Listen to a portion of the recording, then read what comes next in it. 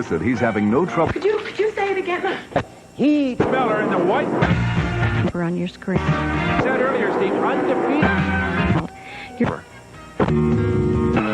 It's simple for This is simple. program on therapeutic fiber was Head to Broadway by way of the ball box.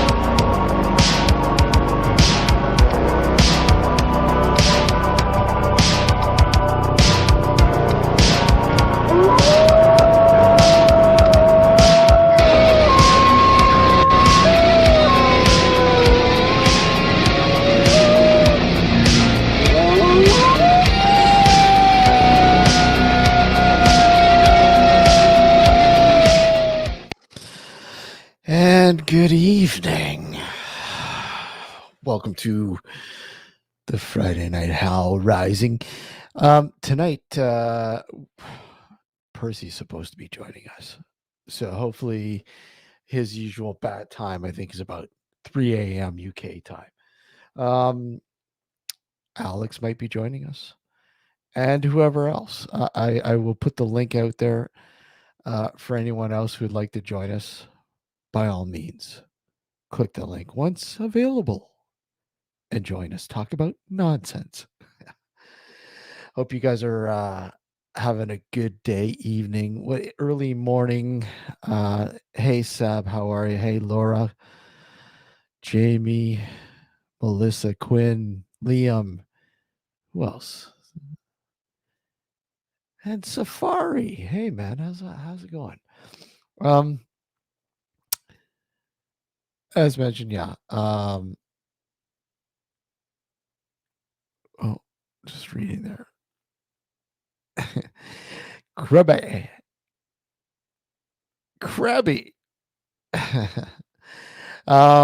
Yeah, so hopefully, like I said, I'm just waiting to hear back from Percy about joining us. And again, whoever else, I will put the link in chat. So, hold on, maybe that's him now. So let's see. No, not him yet. Okay. So, what a shitty day. It fucking snow. It's been beautiful. No snow. I mean, it's been shitty, like gray, rainy, whatever else.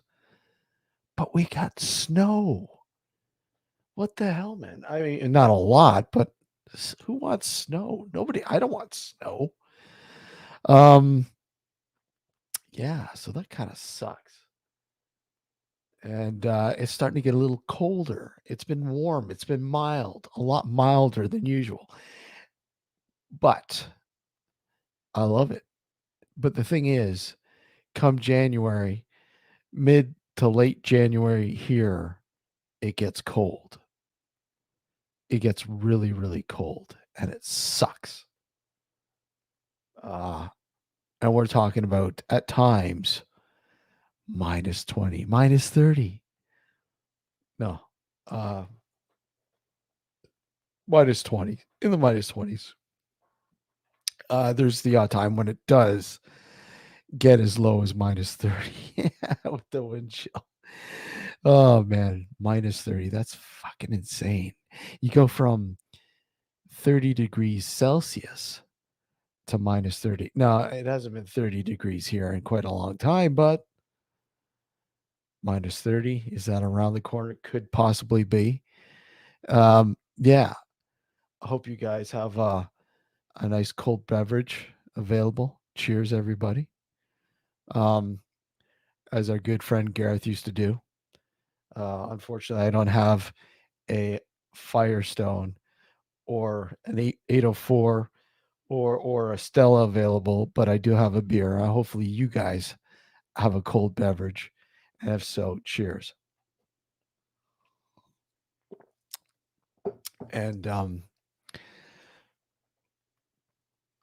I will put the link in chat for anybody who'd like to join in. I put the call out, obviously the back call for the usual crowd of suspects that like to pop in for the Friday Night Howl rising now. And let's put this in chat so anybody who'd like to come in, by all means, be my guest, and we will link it up there, pin it at the top. There you go. And as I mentioned, Percy might be in a bit later. Pop in if you want to, Quinn, by all means. And Alex, who's feeling better, it seems. The vid is gone. I don't think he had a major case. It was mild. I've been trying to find this this crazy vid I wanted to show with you. I wanted to share with you guys, but having trouble finding it. I will find it, and if so, I will play it. But how's your 2023 going so far? Doom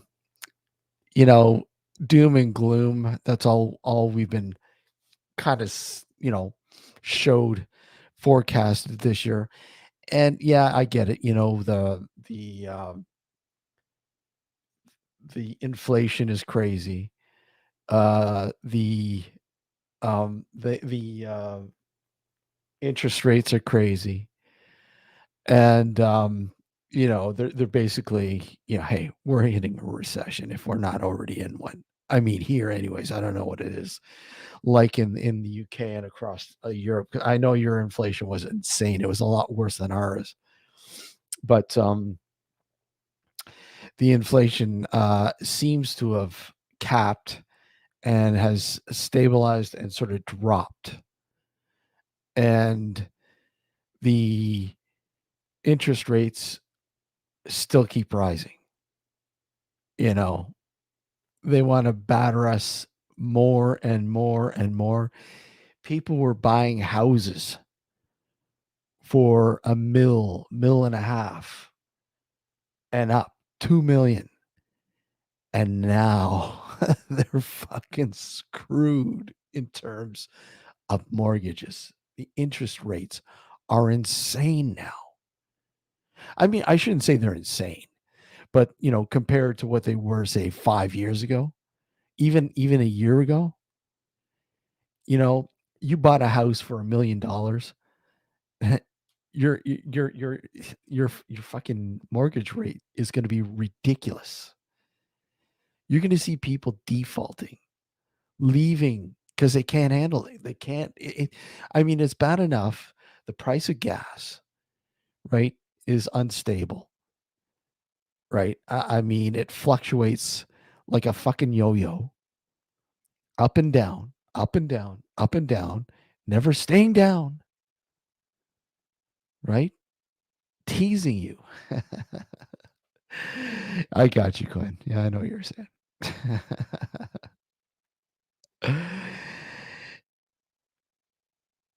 Yeah, I know. It's just yeah, it's all just crap, no end in sight for it all. Yeah, I know, man. It's just insane. It's just ridiculous. And you keep seeing these memes and shit, for prices of, steaks in the US, like incredibly crazy. And you have to do a little bit of fucking research. I mean, a lot of it's, you know, organic. But, organic shit was already fucking expensive anyways. And most of the stuff that you're seeing these prices for, these outrageous prices, are they organic? So, you know what I mean? Well, yeah, we can blame Russia. Russia's a huge that and propane, another one. Propane, natural gas. All we can thank the Russians for that. Yeah, exactly. Huge. No, just trying to read all the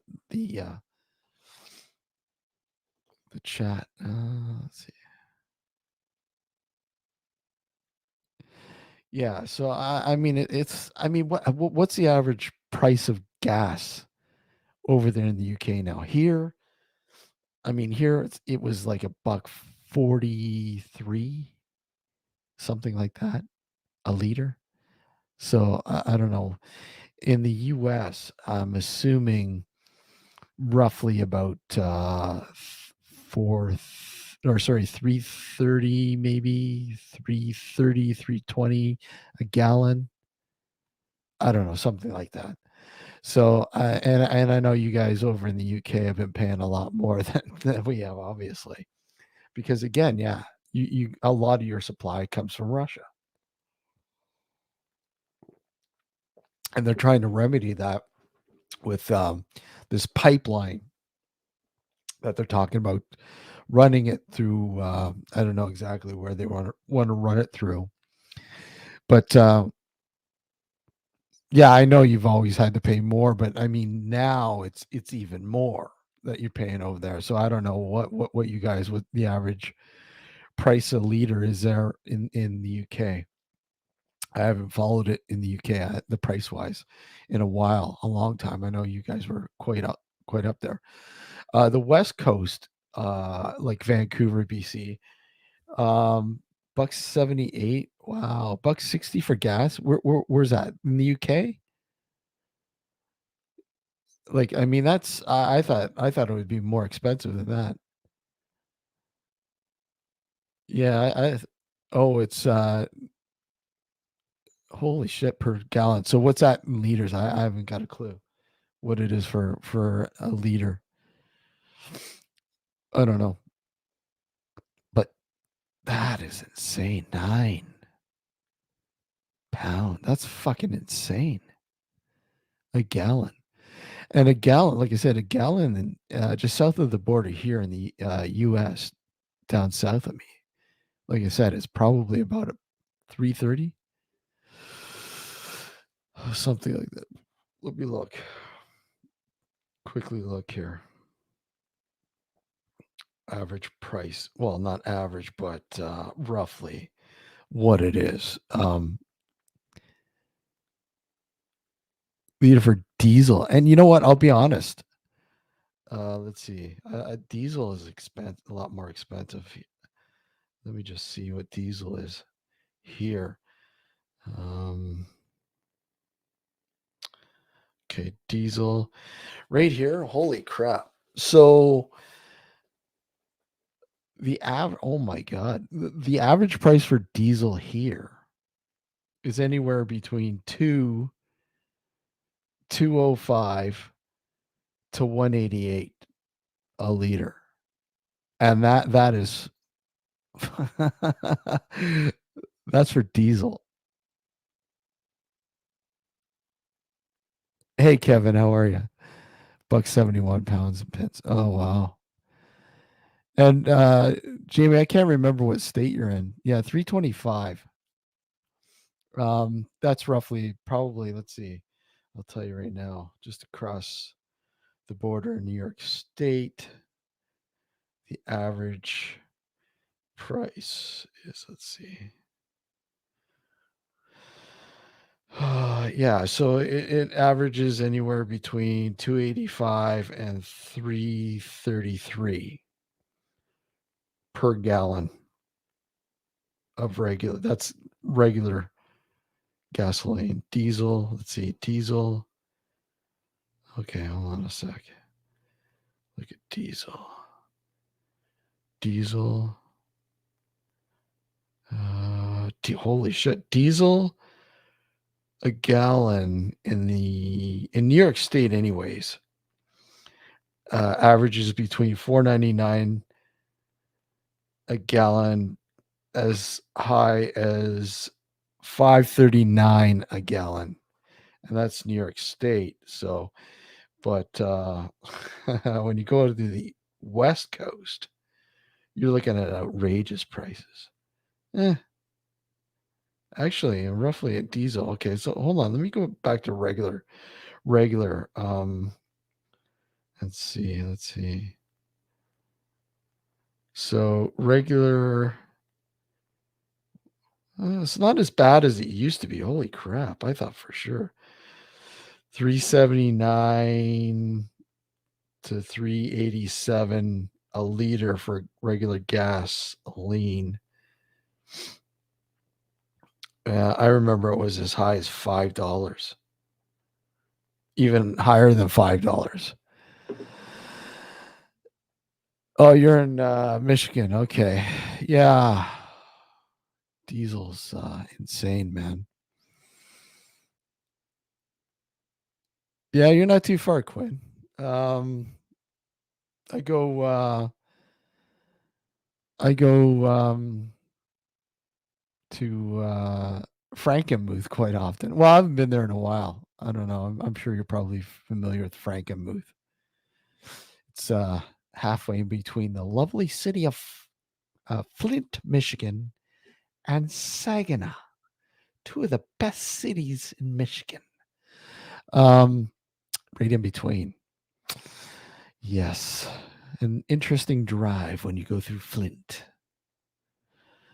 And we've been going there. It's been a few years since we've been there, but I love Michigan, man. In fact, Quinn, you'd be interested to know. I don't know. You might be interested to know, but we're having a guest on next Sunday night who will be talking about a UFO incident that happened in 1994 there along the shores of Lake Michigan and Holland, Michigan, I believe. We've got a National Radar Service ex-employee, well, retired, coming on the show to talk about an incident that he witnessed. So that'll be crazy. I'm looking forward to that. 30 for 25 liters sometimes. Oh, wow. That's insane. That's insane. Yeah. So I don't know if that's anything down your alley there, Quinn, but if you're familiar with Holland, Michigan, and hey, if you're a UFO guy, you like that kind of shit. I'm looking forward to it, man. I'm actually he was showcased in season 3 of Unsolved Mysteries on Netflix.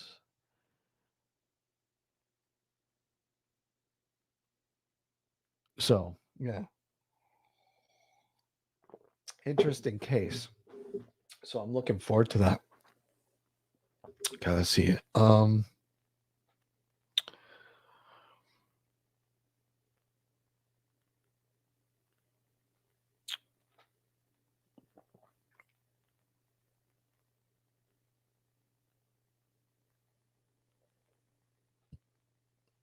So yeah, Percy will be popping in a bit, obviously.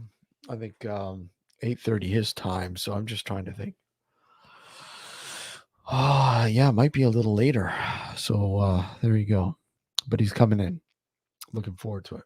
Catching up with Percy too. And again, guys, if you want to pop in here, the link is there. Click it and talk about more of nothing. Yeah. Okay, hold on.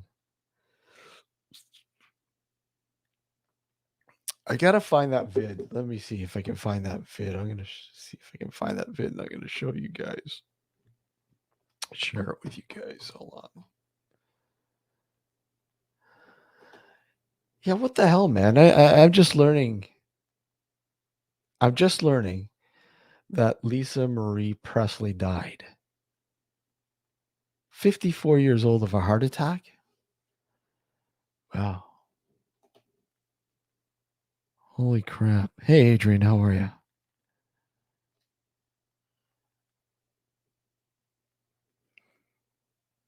Yeah.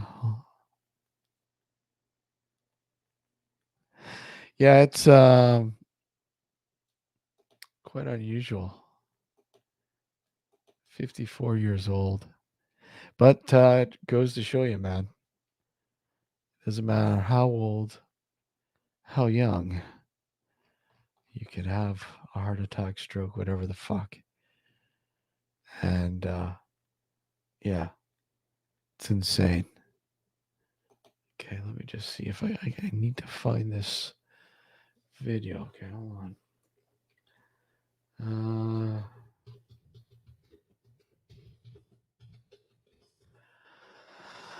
Okay, where is it? Where the heck did it go?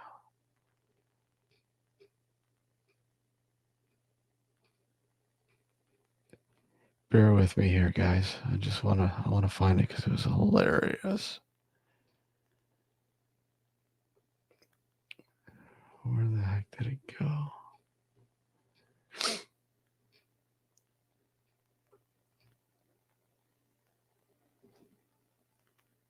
Oh, I can't find it. I was gonna upload it and show you, but then I got busy doing some shit, and by the time I got back to getting things ready for this, I didn't have time to upload it. But if I can find it, I'll upload it and show. But no, can't find it.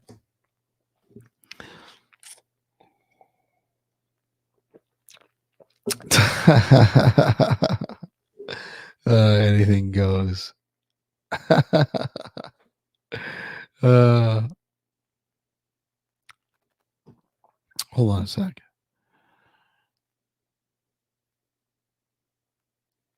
Far too much drug abuse. uh,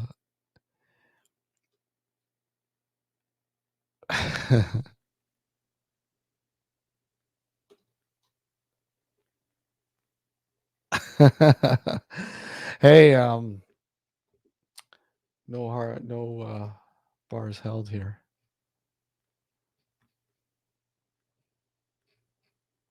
Let's see. I can't find it. Okay. Yeah, screw it. I'll find it and upload it.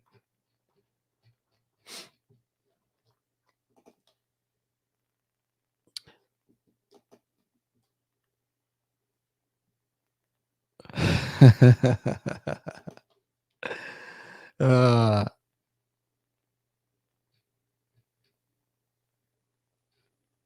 okay. That's not there. And where did we go? Not there either.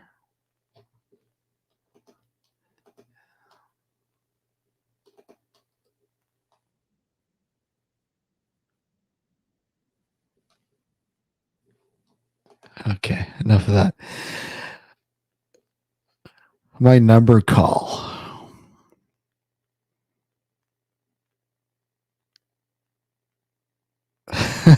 Yeah, Quinn, watch it. Tracy's here. We should give Tracy the power too.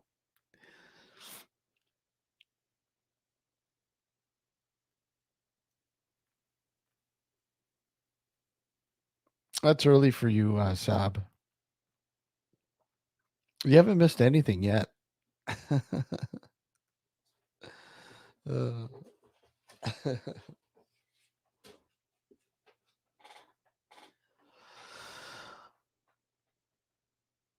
you have, yeah. Okay, let me try one more time. I gotta find this video. It's driving me nuts. It was hilarious.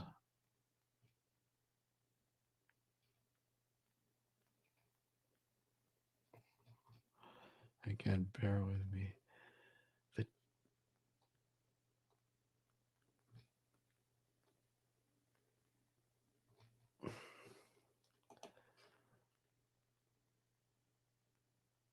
I'm just reading the chat. uh,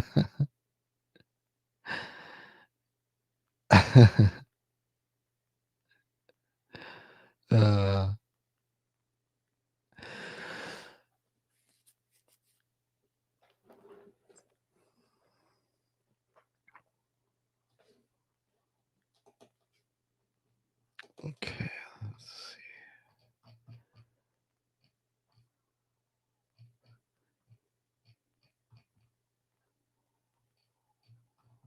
No, it's not there. Okay, let me see if I can. Maybe I did upload it. Let me just see if I can.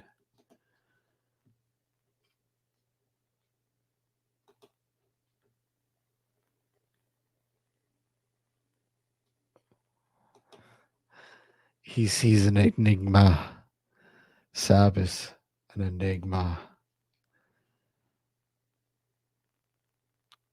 Okay. Oh yeah. Okay, here we go. 3. Oh yeah, that's what we're doing. Oh. Okay, this is my.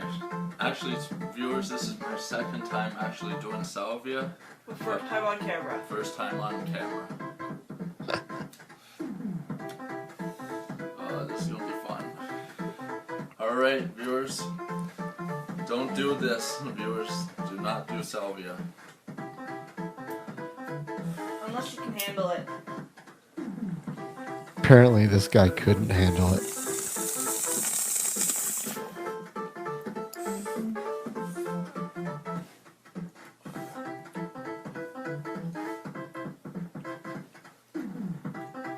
So what's your trip going to be about? I don't know what my trip's gonna be. Boobies? Candy? Candy, cigarettes, I don't know.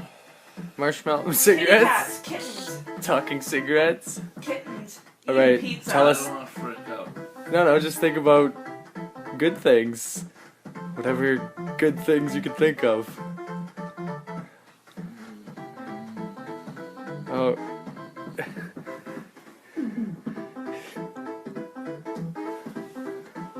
Kittens and pizza. Where are you, Jay? What is it?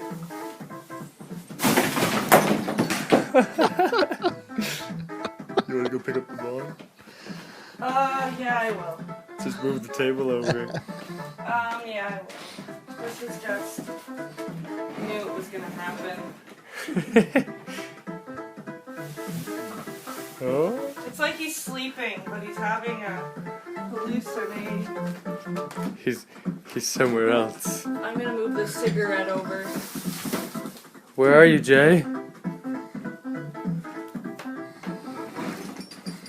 What's happening, bro?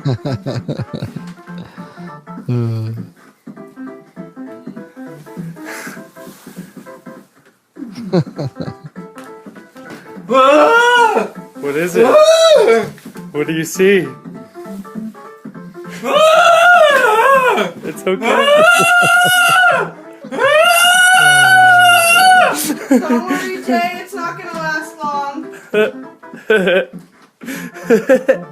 It's okay, Jay. What does he see? Tell us what you see, bro. Are you in Super Mario World? Did you get a Yoshi? Get the Yoshi. Get the blue Yoshi. The blue Yoshi can fly.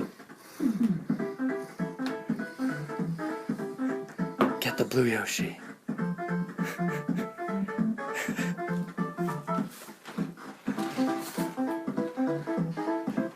He's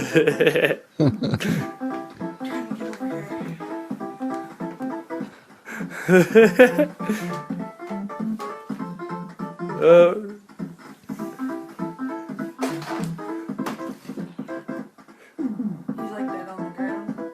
Oh my god, he looks so creepy! It looks like a fucking zombie He coming back now, Jay? coming back to life. He's coming yeah. back slowly.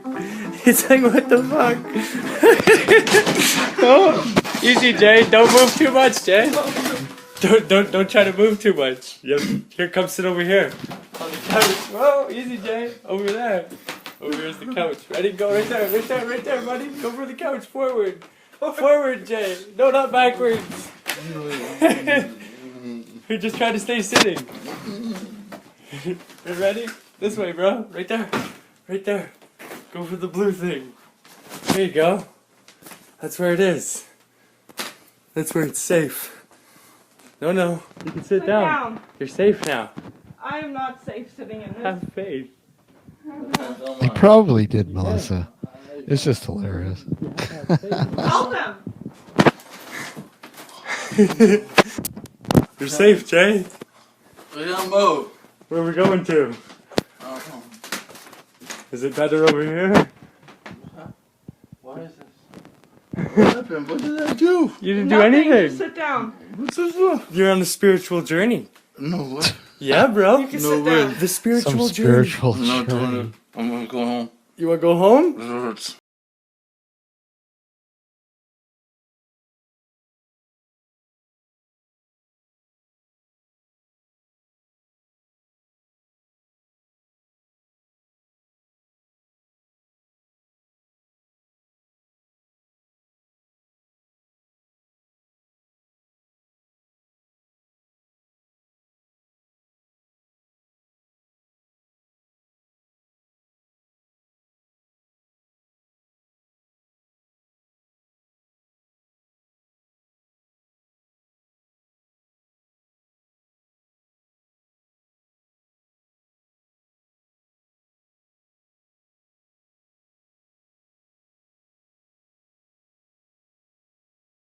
Here, look, sit right there, bro. You're okay, bro. Stevie. I'm stuck on my. No, you're not stuck. You're imagining it. I don't want You have control of your universe. You are the god there. I'm stuck. You're a god.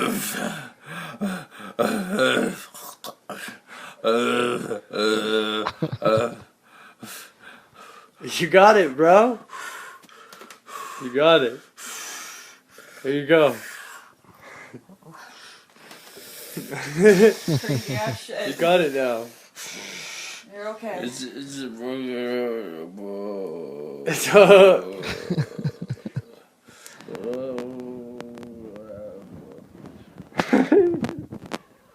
You got it, bro. I can't move. I can't move. You gotta sit down right I there. can't move. Just let him Yeah. stand there and let There him. you go.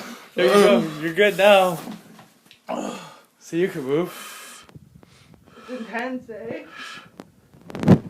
Do you need some water? No, he needs to chill out. Where you going, bro? Do you need fresh air? Safe. Feel safe by your shoes? No.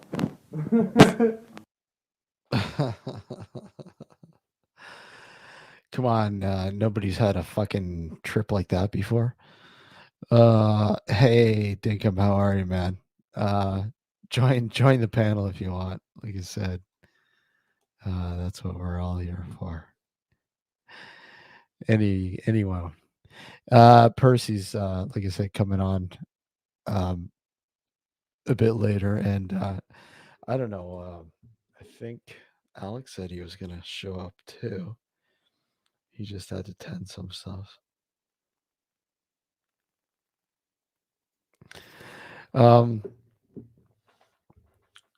Yeah, come on, you guys have never had a trip like that before. That's wow. That's that fucking shit is crazy, man. I don't think I'd ever try that shit, and I don't think I'd ever want a stevia. I think whatever that roadside weed shit is. Hey, Daniel, how are you? It's just insane, man, what that fucking shit does to you. And as unreal as that seems, I don't know, was it real? Was it staged? And that's the problem. I can't really say it was real. I can't really say it was staged because I've never gone through that particular trip, high, whatever. But that Sylvia, yeah, that's it. Stevia. I don't know where I got stevia from. Silva, yeah, that's it. Global. Thanks.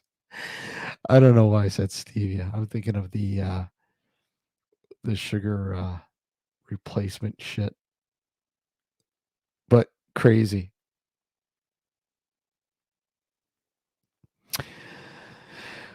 Do we got something going on? Sab and Tracy, what the hell's going on? Come on, guys. Guys, we're all good here. Come on up. Let me referee. Come on. Imagine if that was Sylvia. Somebody high on Sylvia. Would that do you? I don't know. Fuck. People do fucking weird shit. People, like, I remember in the 80s, and now it's making a comeback, I guess. Huffing. You get Pam and you spray it into a bag and you fucking inhale it from the bag. Yeah, fuck it. It's intense shit, man. And that's the thing. You can tell it's intense. And, look at people have fucking perished. In fact, I know a friend of mine when I was going to school perished, sadly huffing.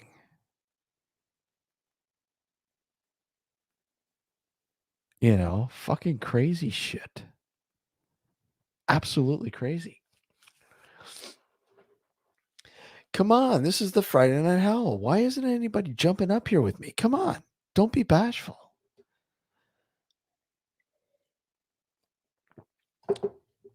Hold on, let me. No, nobody yet. They haven't popped in yet. Maybe in a bit, hopefully. Percy's coming on, though. Heard from Percy. He'll be scooting on by. Yeah, I know. Usually Crazy John pops in. Frank. But Frank might be...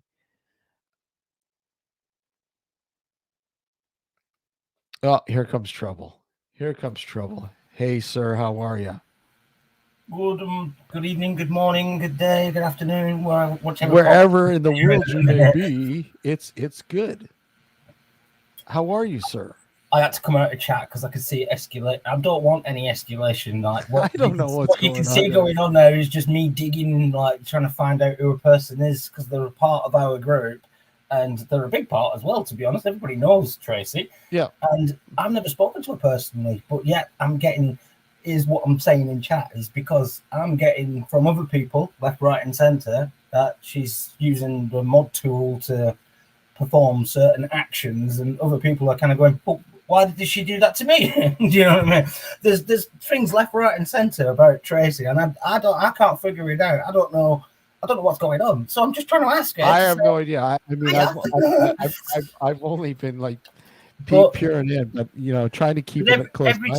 every time I try and talk to her, she kind of just runs away. She doesn't want to answer anything, and I'm like, but I'm not asking any like tough questions. I'm just asking who you are. I just want to know you better, so I can dispel the bad karma that seems to be lingering around you, Tracy. There seems to be a bad karma that seems to be lingering around you. I can't say, because you've never done anything to me, so I can't say you've done anything to me. I have no issue with you. But other people seem to have issues with you, and they're my friends, and I'm just trying to figure out what's going on. Like, do you know what I mean? It's just one of them. That's all I'm trying to do. But every time I try and open up and talk to her, she runs away, and I'm like, "Hey, what? I haven't even. Hang on a minute." Hold on a Figure out second. who you Hold are, on, Tracy. hold on. That's all. So I can get rid of all that kind of like, if people come to me then and say, "Well, why did she do this?" I'll be like, "Well, maybe you did something wrong." Like, you know what I mean? Because she doesn't seem to be a bad person. But every time I try and make out that you're not a bad person, you run away. So that inevitably tells me that you're a bad person even more. I don't know what's going on. I'm loving this. But anyway, other than that, I'm not.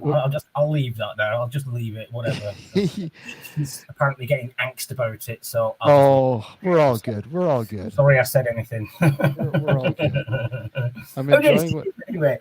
How deep was your snow that you got? Anyway, I wasn't doing it. It's just. Is it still? Is it? It's there. Nothing major. I think we were supposed to get up to like 4 centimeters. It was nothing.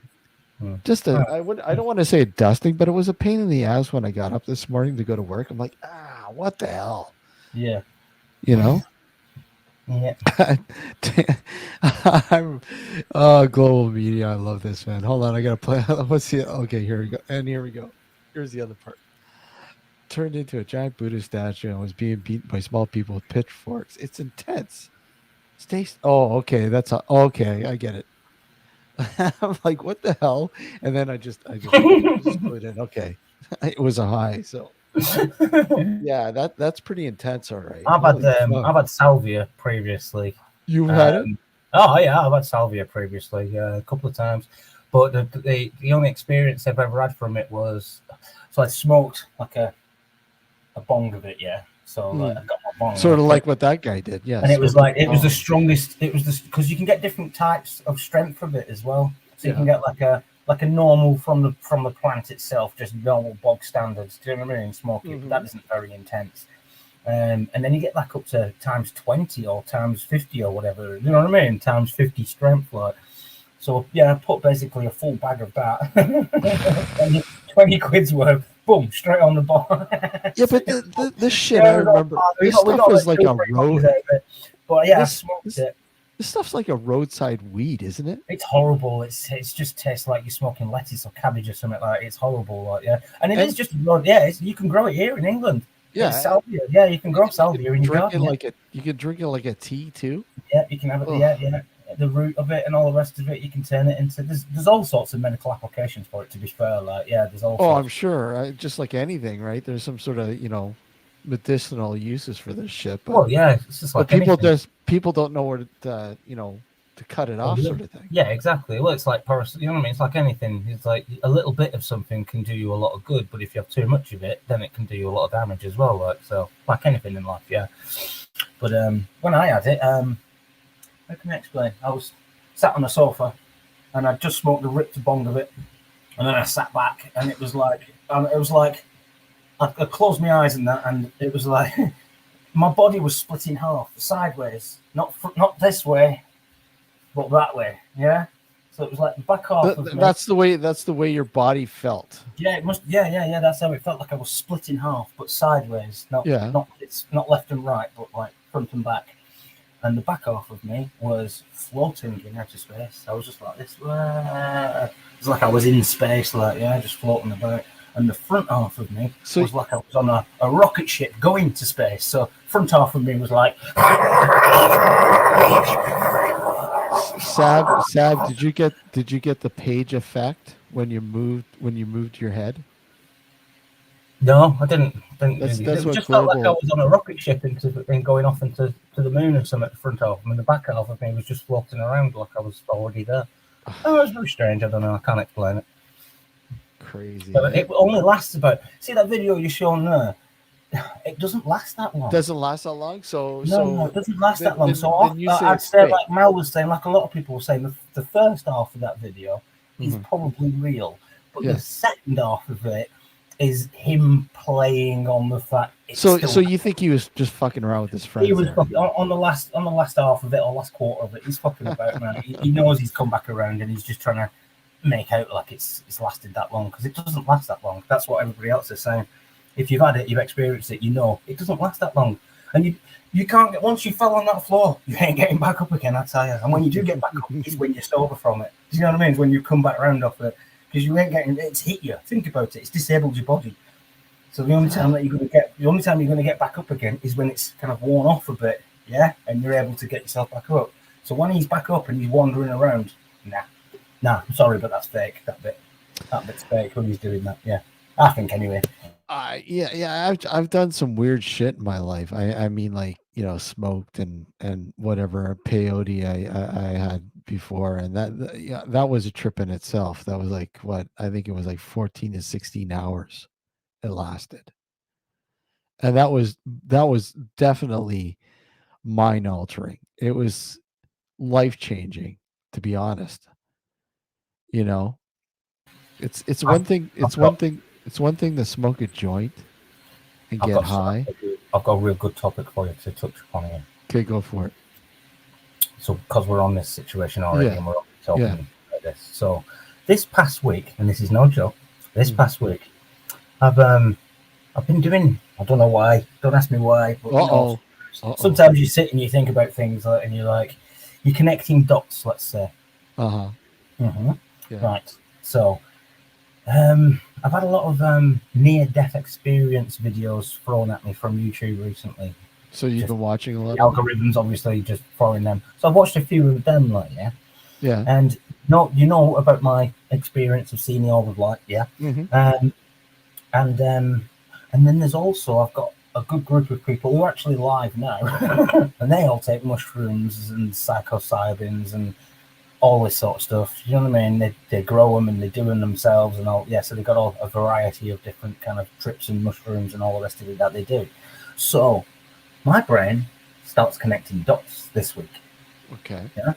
Yeah. And it's like, hang on a minute. And I'll elaborate to why I connect dots. So I've had mushrooms. I've had, psychological experiences with mushrooms and trips, etc. I've had them. Not much, but I've had some. And then I've had the experience of seeing the orb of light after my mum passed away. Now, I've listened to quite a few near-death experience stories, and I also know of other people who tell me about their experiences when they're tripping, when they open up that doorway inside the brain, let's say. Now, there's also another video I watched, a couple of videos, that elaborate on the pineal gland. Yes. The pineal gland is able to create DMT and various other chemicals, and what it actually does with the what scientists have actually now discovered is that when you crush DMT into powder form, or you kind of like you pressurize, like when you get something under a hydraulic press and you crush it, so to speak, and it pops. Yeah. Well, DMT creates a flash of light when you do this. So brought down to the molecular biological level of it being produced in the brain and the pineal gland is also very similar to the iris at the back of your eye that connects to the brain. The pineal gland has almost exactly the same thing that connects to the rear part of your brain. Yeah. So basically what scientists have discovered is your pineal gland produces DMT.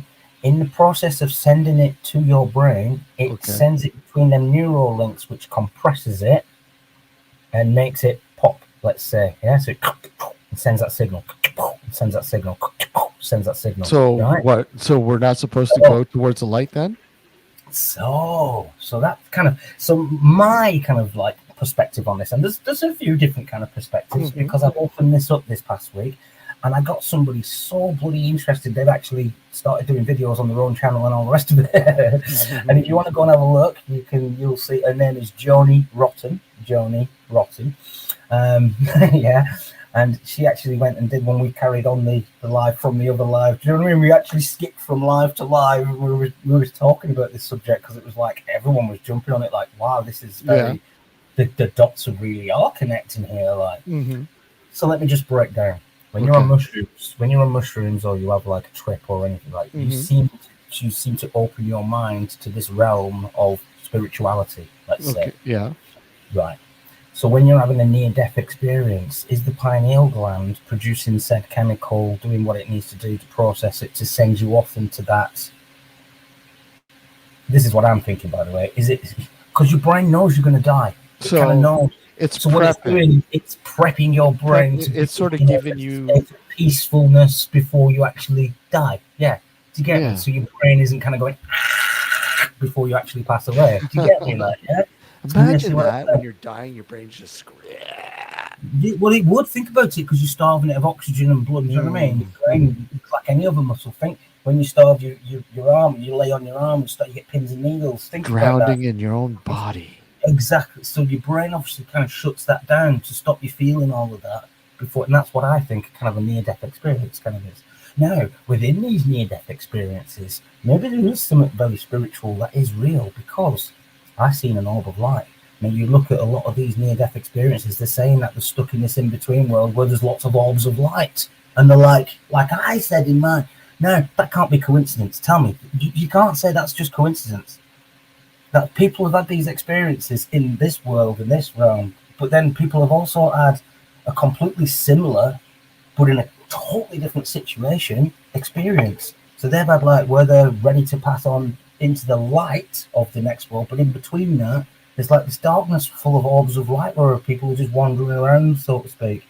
Now, what I was asking the lads who do the mushrooms and that is, have they ever had like a near-death experience, an experience of an NDE, but when they've been on mushrooms or on psilocybins or what? Do you know what I mean? Like, yeah. So I'm just trying to connect all these kind of dots and that to actually make some sort of, I don't know, some confirmation.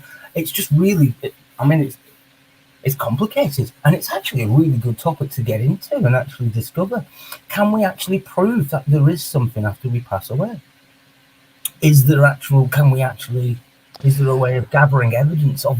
Do you know what I'm saying here? Like, yeah. Well, I mean, you look at the chemical, the physical sort of being, and how it transforms into, say, energy.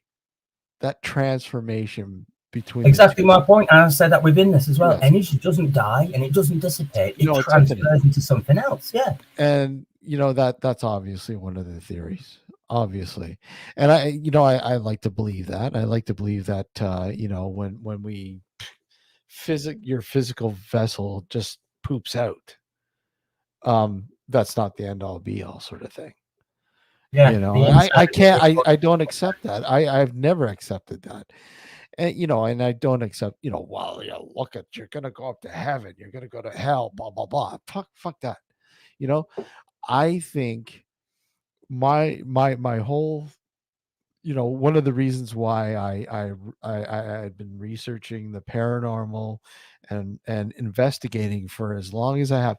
People go, you ghost hunt? No, I don't fucking ghost hunt. I don't look for ghosts. I'm a realist. Yeah, I go and I try to explain what is going on, because let's be honest, when you go into somebody's house and they have no fucking idea what's going on and they want an explanation, and like I said, there are a lot of kooks out there, a fucking shitload, and they'll ride the bandwagon and say, "Oh yeah, you've got a demon in your house." Yeah, that ruins it though, because you've got 90% of people who are faking it and pretending and just trying to cash cow off it and whatnot, and that ruins it for the other 10% of real people who are actually. And like you say, paranormal stuff. It's not like you just walk into a building and 10 minutes later, ooh, look at God. Do you know what I mean? You can be searching for months on it. There's a lot more to it, and this, what you're talking about, is a part of that. There is so much to try to understand the unknown, if you will. And most people think, well, the unknown it's just ghosts, it's just dead people. No, fuck no. I don't believe that for a minute. Because I don't think in my way of thinking, and what I've witnessed over the years through research and investigations and all that kind of shit, I don't think we die. I don't think we actually die. Period. I think we transition. And one thing. Thanks a lot, Sab. You had to get me talking about this now. But Well, I actually there is a ITC in the UK there, and they did some hardcore research on EVPs, and they were doing a lot of research, and they were making some headway, and they were using a device that was close to what Edison had before he died, and had been working on for years. What he coined the telephone to the dead, if you will. Exactly, Leslie. Exactly. It never dies. It's infinite. And our actual being, and my camera's like quivering. It's like a heartbeat. Is that weird? I don't know. Are you guys noticing that? Yes. Are you noticing my camera is like a heartbeat? Is it just me? Okay, there. Now it's stopped. No? Oh, wait. That's me making the noise, by the way.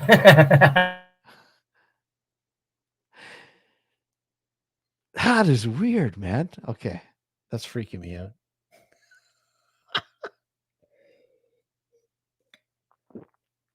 Okay, hold on a second. Oh, I want to take a picture of some on my phone and send it to a friend, but my camera is absolutely. I'm kind of with you here, Steve. At least somebody is. My camera, man. Oh, that's weird. That's totally weird. Yeah, but do you believe in like reincarnation then? If that's the case, like you say, energy doesn't die, it transfers. This is what you got to think about. I don't know if I necessarily believe how reincarnation is presented to us. I do believe it's a part of a bigger process. Yeah, big time. Again, like ghosts aren't what we're talking. It's not like some floating. I hate that fucking word. I hate that word. I hate the word fucking ghost. I can't stand it. It drives me nuts. It's so fucking dated. It's time to update it. It's like everything in that field. It's so fucking stagnant and so old and so. Look at, I'm over it. You need to fucking move on and think of something a little bit outside the box. So this was also part of the conversation as well, yes. where religion has come into play, and see that's the problem. Yeah, and a lot of, now I would say the Vatican, etc. It was set out originally set out as a good cause, let's say, to bring you in touch with your spiritual side, just like the Egyptians were doing, the Mayans were doing, etc. And we've been doing this for thousands and thousands of years, is connecting to our spiritual side and what have you. Now the church came in, they started off, and it all started off to be like a good cause, let's say. But then someone jumped on the bandwagon and went, oh, we can make this cash cow. And it just went cash cow. And now it's just corporation. Now it's just money. Now, because think about it. The Vatican, apparently, they have billions of whatever, pounds, dollars, whatever you want to call it. They have untold amount of money. Yeah. And it was only, in October last year, they actually put out a thing saying that they want all of their money from across the world brought back to the Vatican. Right, okay. Now, if that's the case, why isn't fucking world hunger? Why isn't poverty and the rest of it all solved already if they've got all that fucking money? Why isn't the world sorted then? It's not on their agenda. It never has been. And why haven't they used that money then? Do you get what I'm saying here? Well, when you look at and again, we're talking about the Vatican, but I mean, when you look at it as a whole, you look at the Crusades, you look at this, you look at that, And Robin and Prince. all it was ever was a race to spread a belief. And Mind control. mind control, yeah, you want to look at it Disconnection that from your yes, spiritual side, yes, being dependent yeah, on them to mhm, bring you salvation when absolutely. ultimately, inevitably, you can bring yourself salvation without a Yeah. religion. Yeah. I mean, you look at it, you look at the US in the late mid to late 1700s, early 1800s. Every small town had a fucking church, and the church was the center of the fucking town. Everyone gathered at that church every Sunday, for every wedding, every fucking funeral, whatever. But that was the center point of every fucking town in the US because it was a mechanism for control, right? They controlled your money, they He controlled who your dominates and livelihood. controls wins. Yeah. I mean, they controlled your lifestyle, they controlled everything, you know? And it's like telling your kids that if you're not good, Santa won't bring you anything for Christmas. You're going to Yeah. get a lump of coal. Yeah. Or if you're bad, you're going to go to fucking hell. Yeah, exactly. You Yeah, know? like they're the only ones that can bring you salvation. This is what I'm saying. You have to turn to these people for salvation in your life. Yeah. Hey, Scoops, The how are wrong you, setting. man? It's Scoop, set. It's the wrong setting now. And look at the Bible as well. It's been removed so many times and rewritten into what they wanted it to be. Like, it's not the original text it was supposed to be. And when you think about in the medieval times upon witch hunts and all this sort of, that was removing people from the spirituality sort of side as well. The Gaelics and all that sort of like the paganistic side of things, they actually took a lot of the paganistic rituals, ceremonies, etc., and turned them into their own thing, like Christmas. Absolutely. Yeah, they stole them. Christmas time was it was harvest time. The pagan tradition for harvest time is where all the village get together. It's pretty much the same as what it is for Christmas. They all get together. They have a big mad meal. You know, they look after each other. They share stuff between them. They make sure that they're all looked after in the village between themselves. The woodman's giving out the wood, and do you know what I mean? Like, but they've changed that into being Santa Claus, and yeah. Yeah, you're right, Scoops. Yeah, this could be a form of hell. Absolutely. yeah, yeah. Energy bills. Absolutely. I agree. I mean, inflation is killing us, man. Fucking interest rates are killing us. This is fucking ridiculous. It's fucking insane. And like somebody mentioned, I think Matt, there's no end in sight. You know, where does it end? It ends with a revolt. Revolt? I mean, what? Everything goes come to an end, and yeah, I think that's what it's going to take, Steve. We're going to have to stand up and say no more. Well, honestly, in this day and age, I think there are a lot of people who will definitely take that to a whole new level on a personal level. I mean, you see all the shit that goes down in the US with the shootings. People, I don't know, man. This fucking world is fucked. It's just absolutely insane. April is the true new year when the world comes back to life in spring. Yep, absolutely, absolutely. Yeah, and here we are following a fucking calendar that is just just like everything. It's so fallible. It's man-made. It's fallible. It sucks. It's absolutely insane. I mean, Sab, if you were to change things, what would be the first thing you do to change things? What would you do? As a whole, for society, I think I'd remove all this woke shit going on for a start. The what? All this wokeism shit. Oh. I don't know what I would change. If I had an opportunity to change the way that the whole world works, was to actually go back and actually set religion back to a foundation to where we are in touch with our spiritual side and keep it going that way. Because I do believe if we'd done that for 200 years, rather than what we have done for 200 years within the religious industry, etc., and I'll call it an industry because that's what they do, you turn it into a money-making practice. Legislate it. Legalize it, sorry. That's besides the point.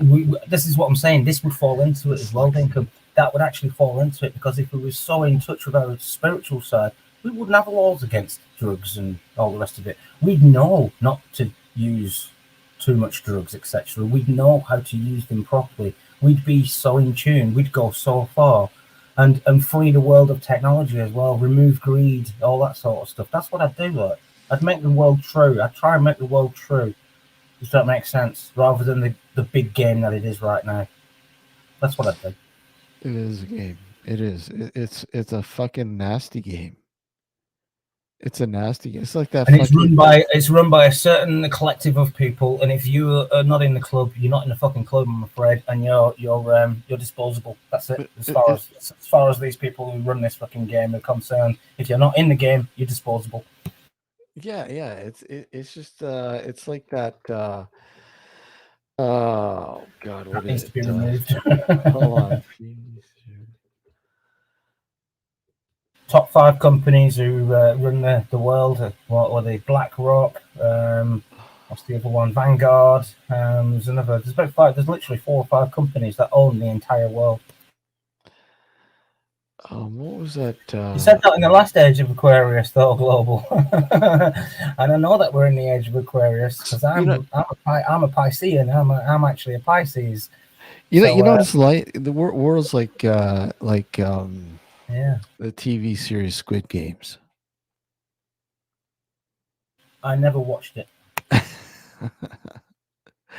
Never watched any of it. I have make never it free. Make everything free. Yeah, exactly, Dinkum. Make everything free. I mean, let people barter. Let people, don't set a price. Just, I hope so. I think that's a problem. Yeah, exactly. Greed. It's just ridiculous. If people could stick to the 10 commandments that were originally set, so to speak, but like not in a religious way. Thou shalt not hurt your neighbor. Thou shalt treat others as you wish to be treated. Thou shalt not steal. Thou shalt not kill. Thou shalt not. It's just fundamentals of flipping life, like. It's like anything in life. I mean, you take the internet for instance, and when it first was, in its infancy, starting out, how it was like the wild fucking West. It was like, wow, this is fast. You can find anything. This is wonderful. Mental health wouldn't be an issue. Think about it. And now it's so fucking restricted. It's so restricted. There's so much red tape. There's fucking ads on YouTube. Remember the good old days when there was no fucking ads? You didn't have to. You could post anything on upload anything to YouTube, and there wouldn't be a problem. Now, oh my God, it's like anything. This fucking everything's regulated and bullshit. It's just get rid of that shit. You start problems when you start I get it. They want to have control because, well, we can't let it, just anybody get away with whatever they feel like. But I mean, when you start restricting these people, they can start going underground. They never learn. There's always a way around. Always. And that's what they hate. They can't fucking stand it. So just get rid of the fucking guards. Get rid of them. Throw them out. And that's the same with life. When you start restricting people from doing stuff, then they're going to go around. Most people will, as they put it, sheep will follow the herd. Yeah. But I mean, there are people who just say, "Fuck this shit. This is bullshit." No, a lot of people though. It just, yes. It's. I'd rather live off the grid. I'd rather. It's bullshit. Gareth in the house. Good morning. Hey, Gareth, how are you? Good to see you, man. And But that's again, yeah, like Mel said, people like to immigrate, migrate across and whatever, and they come to England as well, seeing it as like a cash cow place. Really, it's like we're perceived across most of Europe as being like the richest country in Europe. You know what I mean? We're not really, really not. Like honestly, and they're bringing all these people in as well, like from across the seas, and we need to sort our own house out first before we start bringing guests into our house. If that makes sense. Our house being the country. The country needs reorganizing. It needs sorting out. It needs a big uphaul, a big upheaval, and whatever. It needs sorting out before we accept any more guests coming in. It's as simple as that. absolutely. But the government are actually cash cowing on that as well, buying out places, and they're spending our money, and we're not talking pennies here. We're talking £20 million per day from our tax money to house these immigrants, illegal immigrants, apparently coming from war-torn countries. And they're not. They're coming from fucking Albania and Romania and stuff. There's nothing wrong with where they're coming from. Literally, because they've jumped on a rubber dinghy at France and they've come across the water, and because they've got nothing on them to prove who they are, and they're like, need rescuing. No, get back on your dinghy and bugger off back to France. Do you know what I'm saying? Get back to your own bloody country and make it good. Stop bringing ours down. Because, there is that. There's a big thing about it, to be honest with you. But that's like that in a lot of countries. I mean, even here in Canada. I mean, the forced immigration is causing a lot of problems. I mean, it's causing a shitload of problems. Yeah. But don't get me wrong. I see it both perspectives as well.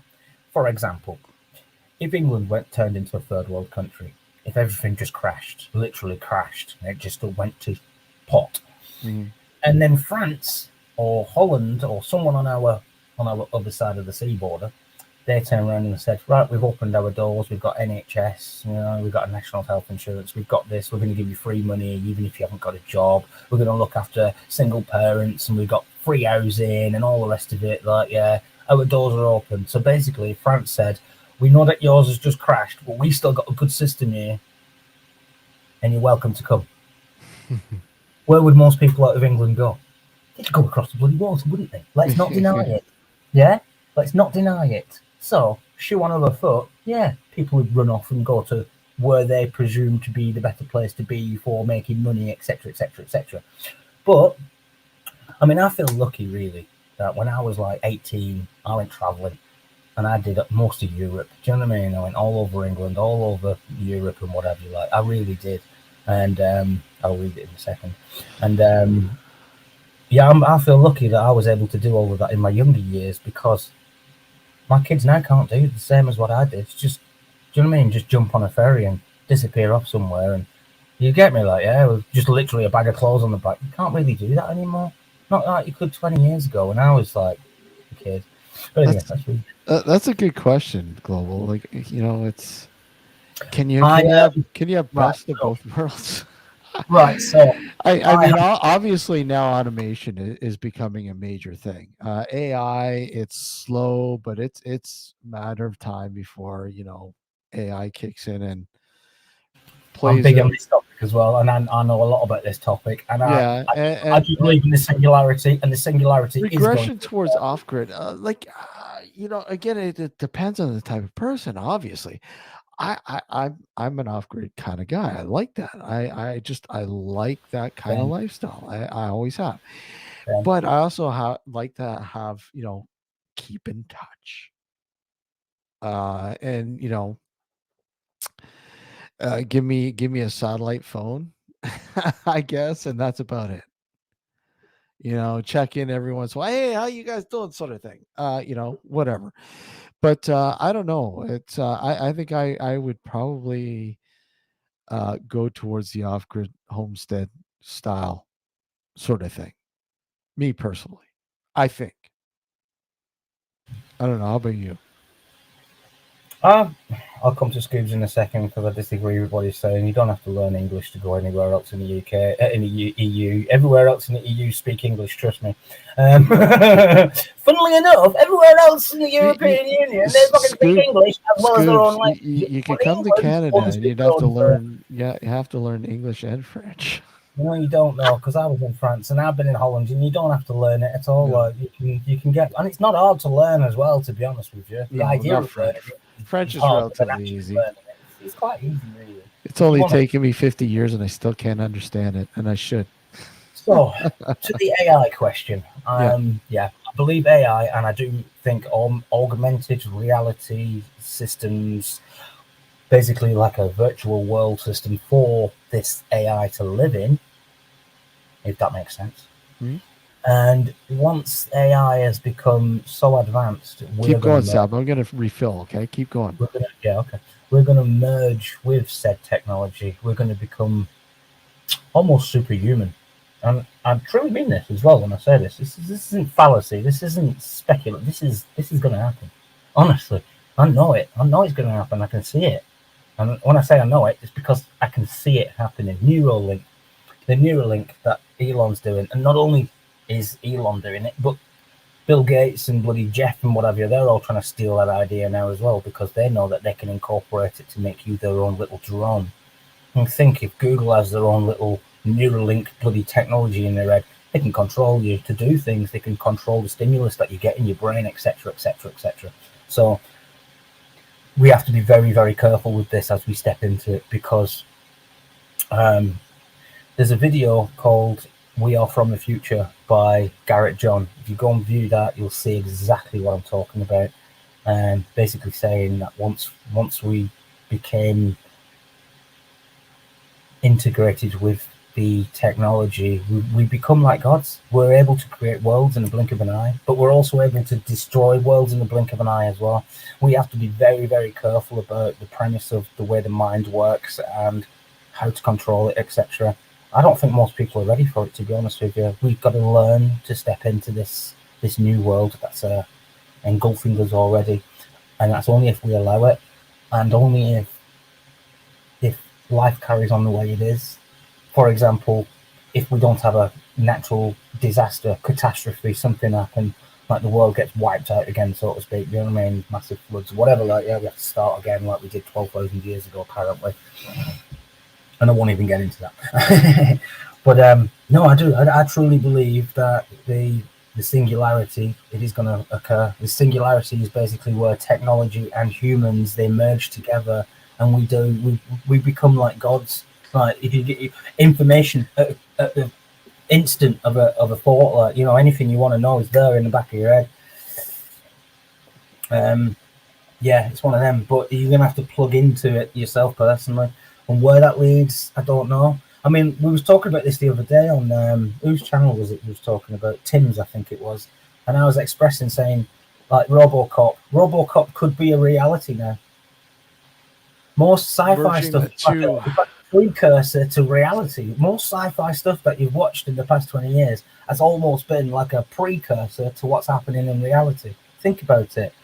Or automatic doors, you know what I mean? Sensors and big screen TVs and flat. Oh, think about all the technology that's kicked off in the past 20 years. Right? It's unbelievable. If you went back 20 years and told yourself as a kid what we was going to have 20 years later as adults, we'd all just be laughing and giggling and telling each other you're mad, like, you know what I mean? Nah, whatever. Well, flat screen TV, that's only 3 inches thick. Beard yourself. No, they'd laugh at you and call you fucking stupid. They would, like, seriously, they just would, like. But look now, 20 years later. So is it so hard to comprehend that in 50 years from now, we're actually merged with technology itself and the internet? So you give it 50 years? Because it'll be a different, it won't be the internet anymore. It'll be a different kind of system. It'll be the AI that's opened up a different system that's neurologically sound for your Absolutely. head. Ingrained in the brain. No, like, part of your body. To learn Kung Fu. The internet at the minute is just like, Kung Fu, here's 1,000 videos and all this research and history about Kung Fu. Like, whereas AI would be able to actually ask you, well, what parts of Kung Fu do you want to learn? Like, and it would just programming. It would just put the information in your head with the bits that you wanted to know. Like, do you get me? Like, yeah. Well, I want the self-defense course. Do you know what I mean? I just want the self-defense and just learning. I just want these bits. You'd pick out what you wanted, and it would just install that information in your brain. Yeah, and like Mel said there, and we're going to be able to be like, you'll be able to think about this now. And this is no joke when you say this. You can chop someone. Yeah, see, I like that. I like that. And put it onto a robotic body. How long can you last for then? Do you know what I mean? With gene technology that they're doing and all the rest of it, rewriting with the mRNA. Think about this. They're actually rewriting and recoding our DNA already. So if they're doing that, isn't there a way that AI could redo your DNA for your like aging cells? So your head does, after it's been chopped off and placed onto a robotic body, it never ages after that. So inevitably, you become immortal. Nothing like a kung fu piggy. So, but yeah, I do believe that we're heading off into that way, and the way that the world is going, and we have to be very careful because there are a certain set number of people who are going to be in control of this. Well, that's the thing. I mean, you know, they're in control of this. They're in control of you. You know what I mean? They control you, and I think with what we've seen with the WAF, they want a lot of people to move into like these smart cities. You've seen these smart cities? Have you seen this new wall city that what they're making in? Is it Saudi?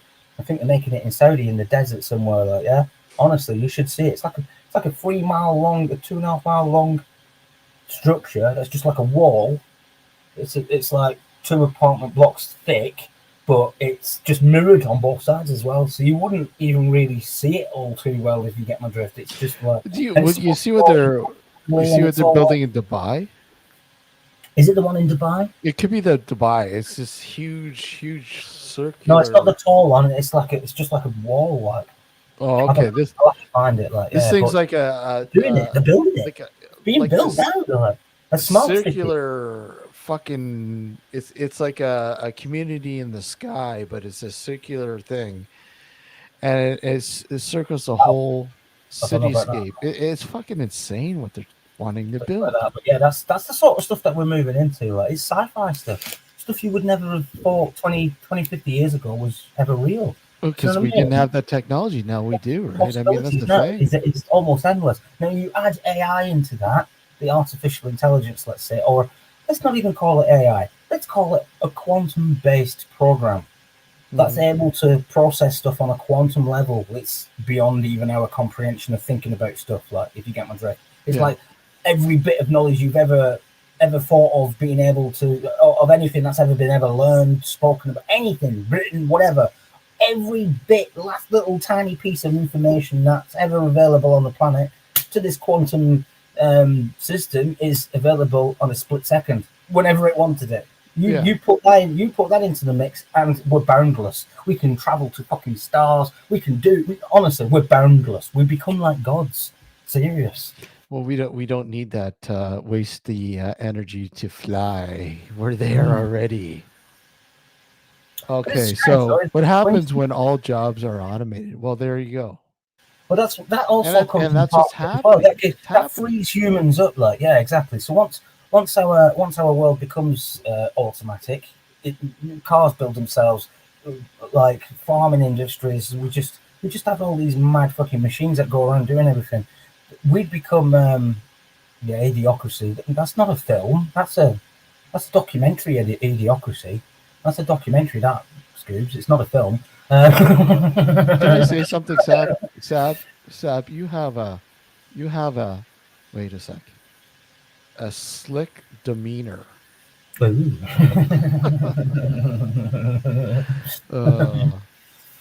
yeah, I do think about all this kind of stuff, and I do research on it, and I do, you know what I mean? I watch quite a lot of stuff and all the rest of it, and I believe we are heading that way. We are genuinely heading that way. You know, a lot of people laugh at TikTok, but honestly, there's some fucking interesting stuff I've been able to find on TikTok that really makes you think. I'm not saying it's all real and everything, but some of the perspectives people throw up there, it really makes you think. It really does. And those are the TikTokers that are intriguing. It's not these ones that, like fucking TikTok, like any social media fucking thing, is just bullshit for the most part. But I mean, there are those interesting accounts that fucking really make you think.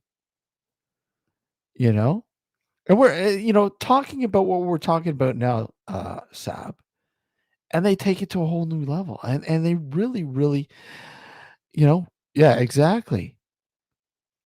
It's the short format, exactly. It's to the point. You only got a few minutes, few seconds, blah, blah, blah, blah. Get your point out and make it quick. Never used it.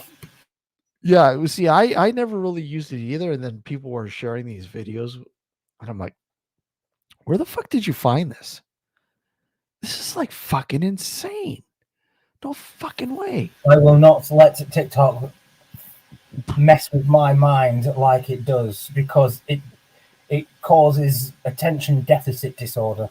I think anything online does that. It really does. Shorts on YouTube, I can't watch them either. I can't watch shorts on YouTube because I have a hard time watching a lot of things. I need more substance. I have a hard time watching anything. And I mean, I actually watched a documentary here on YouTube on a case that happened in 1991. And I'm like, okay, I'm actually surprised I actually fucking watched the whole thing without, veering off. What, putting my phone in my face, blah, blah, blah, whatever. I watched it. I was going to say, yeah, it's Chinese spyware. Yeah, exactly. Everything online is spyware. Data collection, yeah, of course. It's all data mine and data collection. Funnily enough, that's what I got my Wi-Fi one set. Of many. That's what I've got my personal hotspot set for on my phone. So when I'm on the train, I want to use my other phone. I've got two phones, but that one hasn't got a SIM card in it, so I share the internet from that one to that one. But I've named my hotspot on this as data collection. What is it? Data collection port. That's it. Government data collection port. Nobody ever connects to it. Hey, this looks like an intriguing. Hey, maybe I could patch into this hotspot. Government data collection port. Let me patch. But I've never had anybody try and connect to that. Well, you know what? The chat is just beaming, but nobody wants to join us. Come on, somebody join us. Come on, somebody jump up. Jump up. Scoobs, jump on. Oh, you can't. It's too late for Scoobs to play piano. He can't play piano at 3:30 in the morning. Behave yourself. And like I said, Percy's going to join us soon, hopefully. I know he said he was. I don't know what time. I think he said 8:30. So probably in another 15 minutes, something like that. I don't know. Something like that. Shit. I don't know. But whatever. It's always good to catch up with Percy too. And if you guys are familiar with Gareth's Friday Night Howls on Mindset, you know Percy. Yes. Oh. And yeah. Okay, I'm just reading the chat here. Yeah, but TikTok sends all your data to China. Like your contacts, emails, GPS. And yeah, I know. I honestly think, though, I mean, is it really too late for all of that? I mean, everything we do now is virtually online. Everything we do, all our data, all our fucking information, it's there. It's fucking insane what people can find out about you online. If they really, really wanted to. I mean, you don't even have to go on TikTok. TikTok, sure, that's an easy way. TransUnion is one of the biggest ones. Exactly, man. Exactly what I was saying. It's too late. Yeah. I mean, we've passed that threshold. Too late, yeah. The only things that you've got private now is what you actually do in your own private space without anybody else knowing about it. That's pretty much it. So that's why it's nice to live off and start waxing your big toe. Like that's personally up to you. Like, but you know what I mean? But even See, then, your phone could probably that's- detect. That's why I'd love to live off the grid. So you wouldn't have to worry about that shit. I don't You worry know, about it anyway. technology is a beautiful thing, but it's also scary at the same time. Exactly. That's what I'm saying about the singularity. It's Yep. such a spectacular, it's such a wonderful tool, but falling into the wrong hands. And that's good. And you should be, Dink. And a lot of people aren't. And you should. You should. I mean, you know, To be fair, a lot of the places I go, I don't take my phone with me. When I go to the shop and when I go doing this, that, I don't take my phone with me. think of something so small as an email. Think about your birth into the fucking internet. And okay, I'm gonna set up an email. I remember there used to be this fucking email service out there called Mail to World. Mail to World. Oh, okay, I'll set up an email. Bang. And then within years, you know, you forget about it, you don't use it anymore, and it's like out of sight, out of mind, out of sight, whatever. And all of a sudden it comes back to bite you in the ass. People don't fucking close shit down. They don't delete. Right? Even if you delete, I get it, it's still there, but at least you fucking kill the account. People don't get it. Old passwords, those are deadly. They are fucking deadly. Never use the same password again. It's fucking, people don't understand how easy it is for people to get information about you now.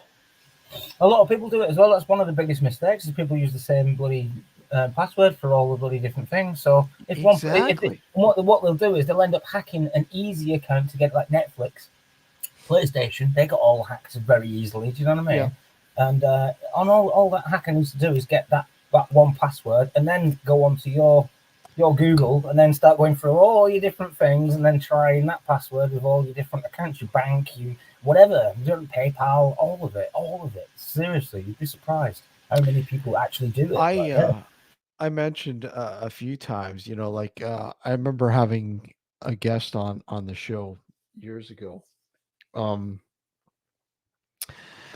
dear friend, David Front, who is no longer with us, but Della was in chat there yesterday when I was live. And she knows the wrath of a certain person that is a cyber stalker. And this person will go to great lengths to stalk and try to figure out whatever they can about you. And it's amazing what this person was able to find online alone about a person. It might not always be accurate, but you're like, holy fuck, what the hell? How did he know that? Where did he find that? You know, it's you really have to not only watch your back, but you have to worry about, yeah, exactly, the footprint that you've left online. You have to manage it. If you don't manage it, it's going to manage you. You know? And fucking passwords. Oh man. Talk about fucking archaic. You know? Passwords are archaic. To be fair, I use my fingerprint login for a lot of stuff now. Yeah? A fingerprint button here at the bottom. Like, watch. Hey, what do you mean fingerprint not recognised? Oh, there you go. You got somebody else's phone. What's going on? Put my thumb on, opens it. Yeah. Put my thumb on, opens it. But not only that, but watch this. Opens it. Just with my face. There's face recognition. Face. But again, that technology can be used. Yeah, exactly. That's just scary. Now, if someone hacks my phone and was then able to take that face recognition technology and give me your face, get over here, and then change it and update it so the face they could change it to their face. Do you know what I'm saying here? And who's to say that someone can't just take a picture of you in the street and then use Oh, it to I absolutely believe that. Yeah. you I know. It's amazing what people can do with face. Yeah, Well, you've got deep fake now as well. So like there's yeah. I can overlay your face onto my head here, and it looks as though I'm you. Yeah. Oh, You put that picture in front of this one, and then go like that, and I can open your phone with it, so to speak. crazy. Now that's scary as well when you think Crazy. about it. It's absolutely. Dinkum, now I know why you don't use a camera. You just use the eye. Fingerprints. Fingerprints have been gathered by the intellectual forces across the world as well. Dinkum, come on up. Guys, come on up. Let's get this interesting. We're getting heated up here. Come on. Well, I guess Alex isn't joining us. It's not an overlay now. It's a full map. Yeah, I know, it's insane. Dinkum, what happens if I cut my finger off? I don't have to cut my finger off. Sometimes I've got super glue on my finger. I've got oil on my finger. I've got something stuck to on my thumb, like, yeah. And I got to try to open my phone. I'm like, God damn you! Why are you not working? And my bank only lets me use my thumb to actually log in. I can't use Face or Code or anything. I've got to use my fucking thumb. Like, so sometimes I'm sat here trying to bloody get into my fucking bank. How often do you do live workshop things on your channel? It's starting at the end of this month now. Yeah, starting at the end of this month. You know, whatever we don't want to watch. We don't want to watch you doing a live fucking workshop thing, and then all of a sudden something goes wrong. Oh, we do. People want to see that, Steve. People want to see that. I know. People are crazy. Seeing is no longer believing. Absolutely global. Yeah, it's fucking insane. It's just absolutely insane. The possibilities, the things that people can do are mind-blowing. Things that you fucking can't even fathom. People have already thought of. Yep. And are able to do with the technology. Well, they say that technology within the military industry is 30 years ahead of what's publicly known. Yeah, but so that makes you wonder what they've got. But think of these hackers. Excuse me. Think of these hackers and all these nefarious sort of entities online. I mean, look at this. That AI art now is becoming a big thing. And what is it? What's her name? That IA lady. Loeb, I think her name is Loeb. Let me hold on a sec. Let me bring this up here. Loeb.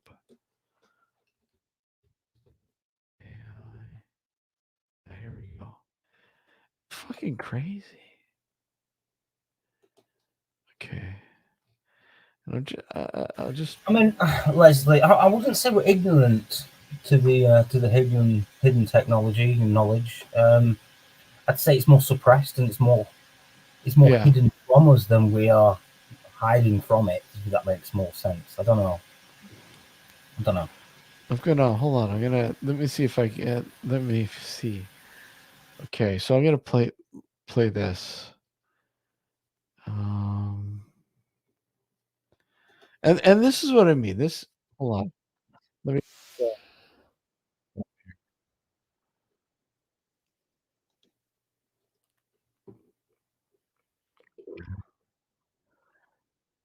Let me just.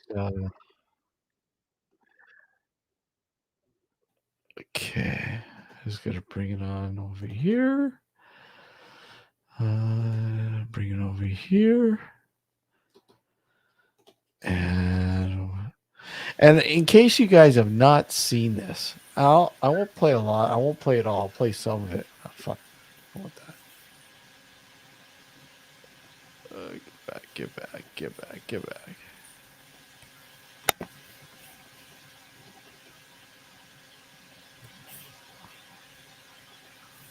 Wow, that's so far behind. My YouTube's like 10 seconds behind StreamYard. My YouTube's like 10 seconds behind StreamYard. Yeah, I know, it's crazy, isn't it? Matt was asking for my. I'm just trying to go back. I was going over to mine, get my channel, and then bloody post it in the link for him. Like, Oh, okay. The Seeker. Oh no, I've changed it, haven't I? I'm Sab the pedantic joker. Just pedantic joker Sab now. Also. Is that not your this isn't your channel? That's mine. I've changed my name last year. Changed it like 6 months ago. I changed that. That's Sab's channel. And so is that where you're going to do the live workshops on that channel? No, but if you come over there, I'll post a couple of videos. Because what I've done is, because I've done a few videos on my lives that I've saved, I'm going to take snippets and clippings of me being in the workshop and doing bits and pieces, and then using that as like intros and stuff like that. Like, do you get me? So yeah, I'm still building yet. So okay, I'm gonna play this. Hold on a second. In case people, in case people aren't familiar with this is okay. I'm sure there's people that have debunked it, but this is still, all in all, it's fucking creepy. Hold on, let's see.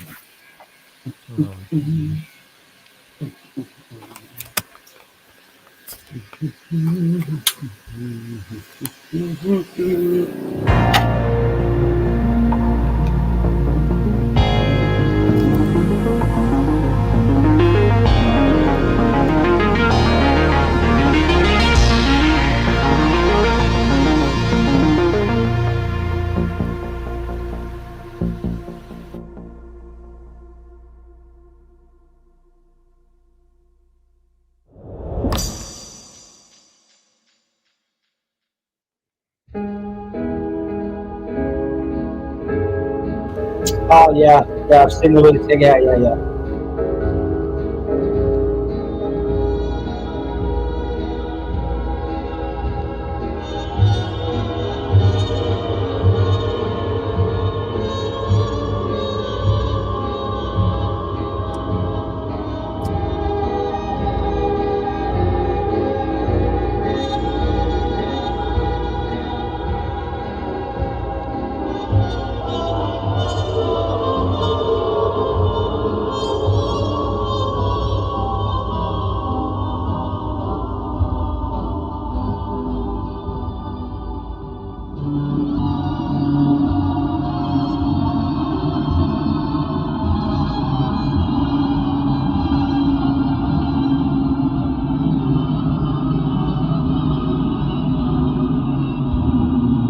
That became very dark and scary so quick.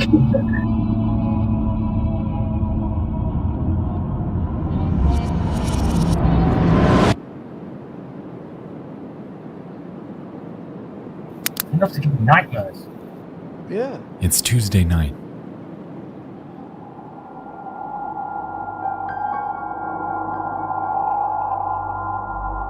Wildfires rage over West Coast California. CD Projekt Red announces DLC. And over in the furthest reaches of cyberspace, a musical artist named Supercomposite makes a discovery.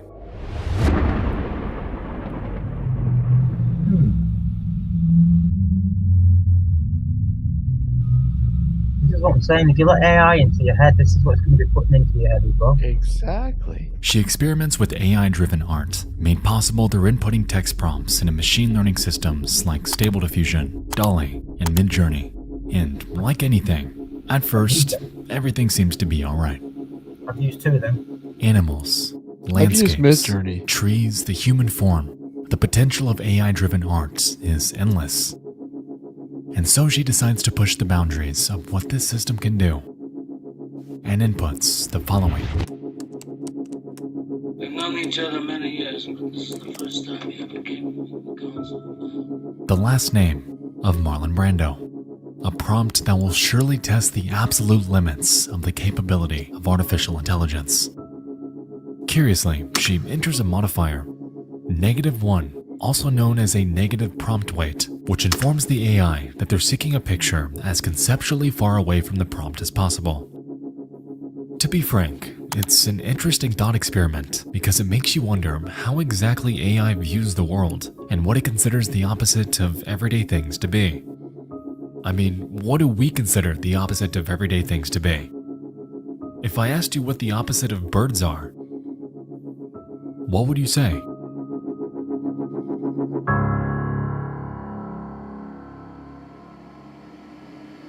Supercomposite sends off her prompt and lies in wait. The minutes tick by without much concern until, finally,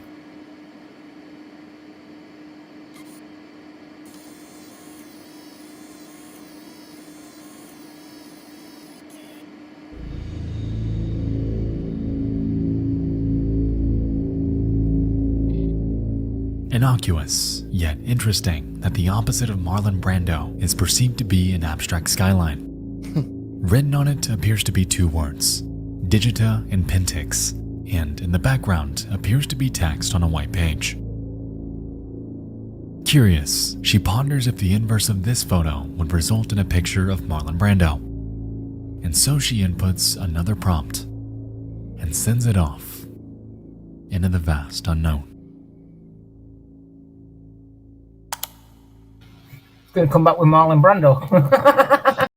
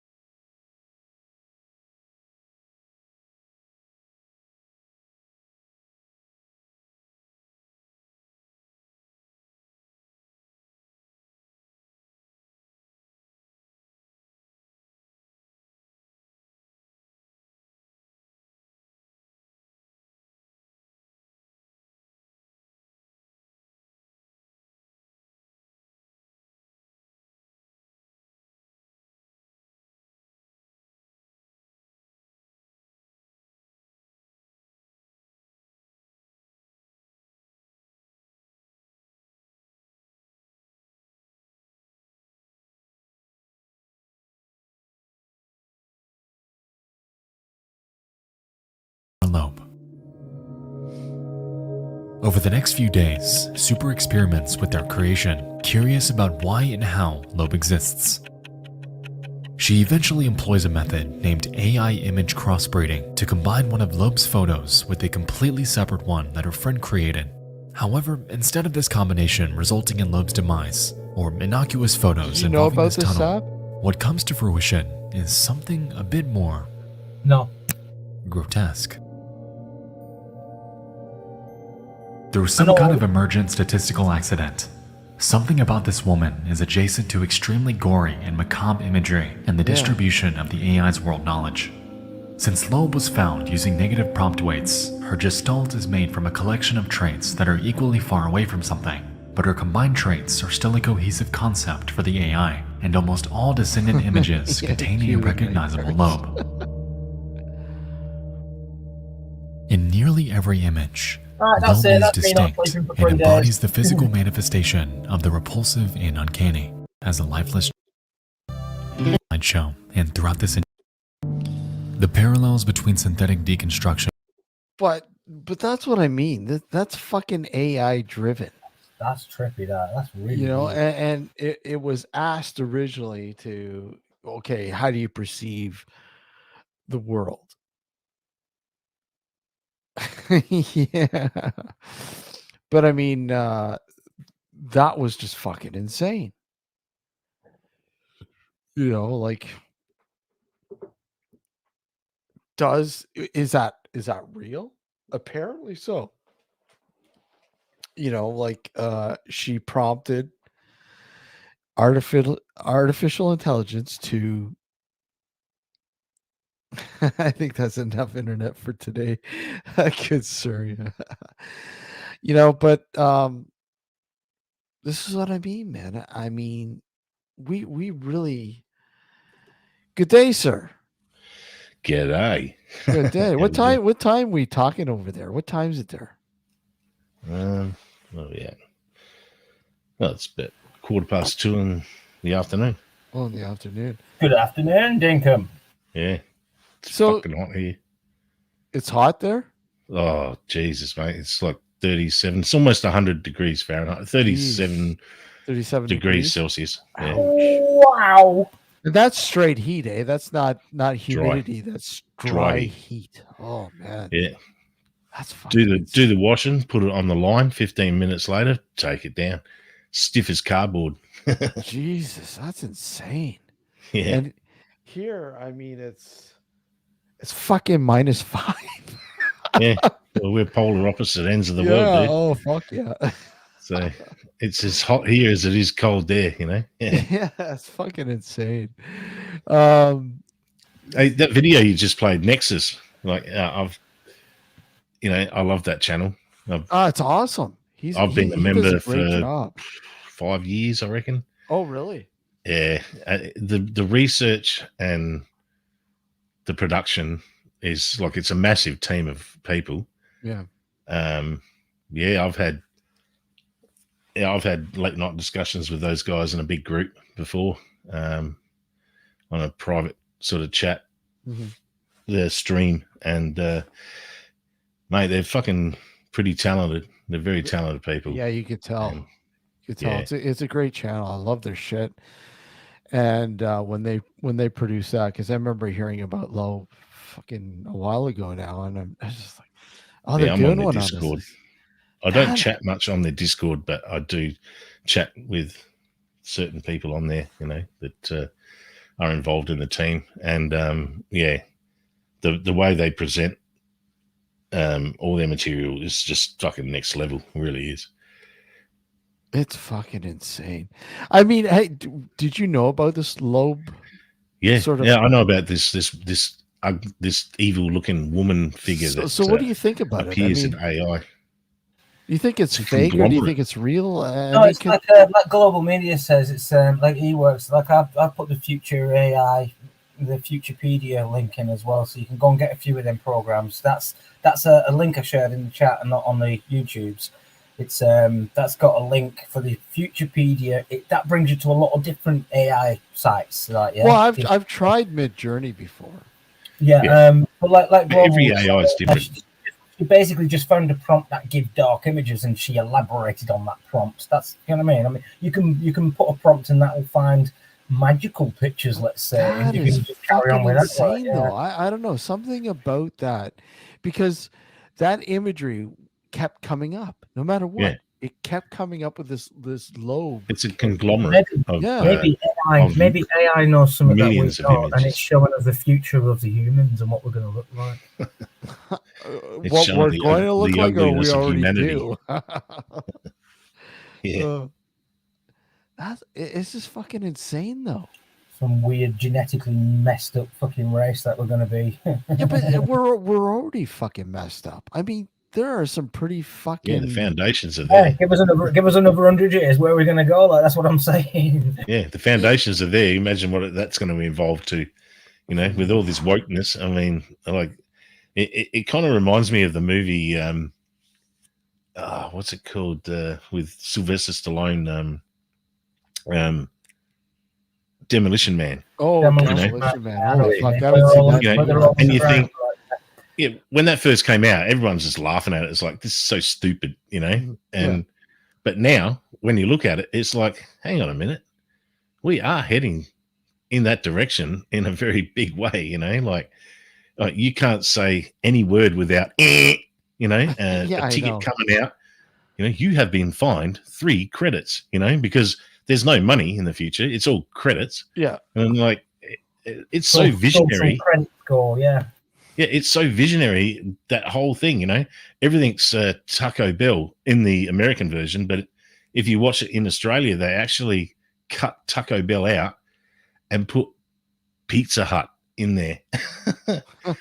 So if you watch, like, no shit, if you watch it in the Oceanic or Region 4 DVD, if you watch that movie, Yeah. it says every time they say Taco Bell, the lips don't match the words, and you hear the word Pizza Hut. And I'm gonna have to grab one now. oh yeah, I guarantee you, if you Google it, you'll see there's heaps of videos about it. But the funny thing is in the background on the window, there's the decals, and you can see Taco Bell decals on the window. But every time they mention the food, which is obviously not pizza, they say Pizza Hut. And it's like merchandising gone fucking insane, you know? Like Pizza Hut said, oh, no, we want to pay to have, you know, the product placement in the movie, you know? It's like having, imagine like Pepsi Cola, you know? You know, Michael J. Fox in Back to the Future, you know, and he goes, oh, give me a Pepsi free, you know? Yeah. And it's like, hey, buddy, if you want a Pepsi, you know, you're going to have to pay for it. But then every time they say the word Pepsi, there's the word Coke. You know, put in there. It just makes no sense. Marketing at its finest. It is, yeah. Demolition Man, Region 4. Grab it now on DVD. Yeah, exactly. That is cool. Fucking cracks me up. Sometimes they even change the title of the movie. You know, there are movie titles that are like, you know, like I'll say to somebody in the US, you know, I'll say, oh, yeah, this movie. And they're like, huh? What's that? And it's like, yeah, and I send them the IMDb link, and it's like idiocracy, mate. I've had that happen here, though. I've had that happen where movies change, the names change here too.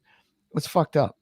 It is over the years, and normally, I know before, like in the past, we're talking about, you know, the 80s into the 90s, 70s, 80s, 90s, whatever. A cut version, they usually call it by you know, a different name.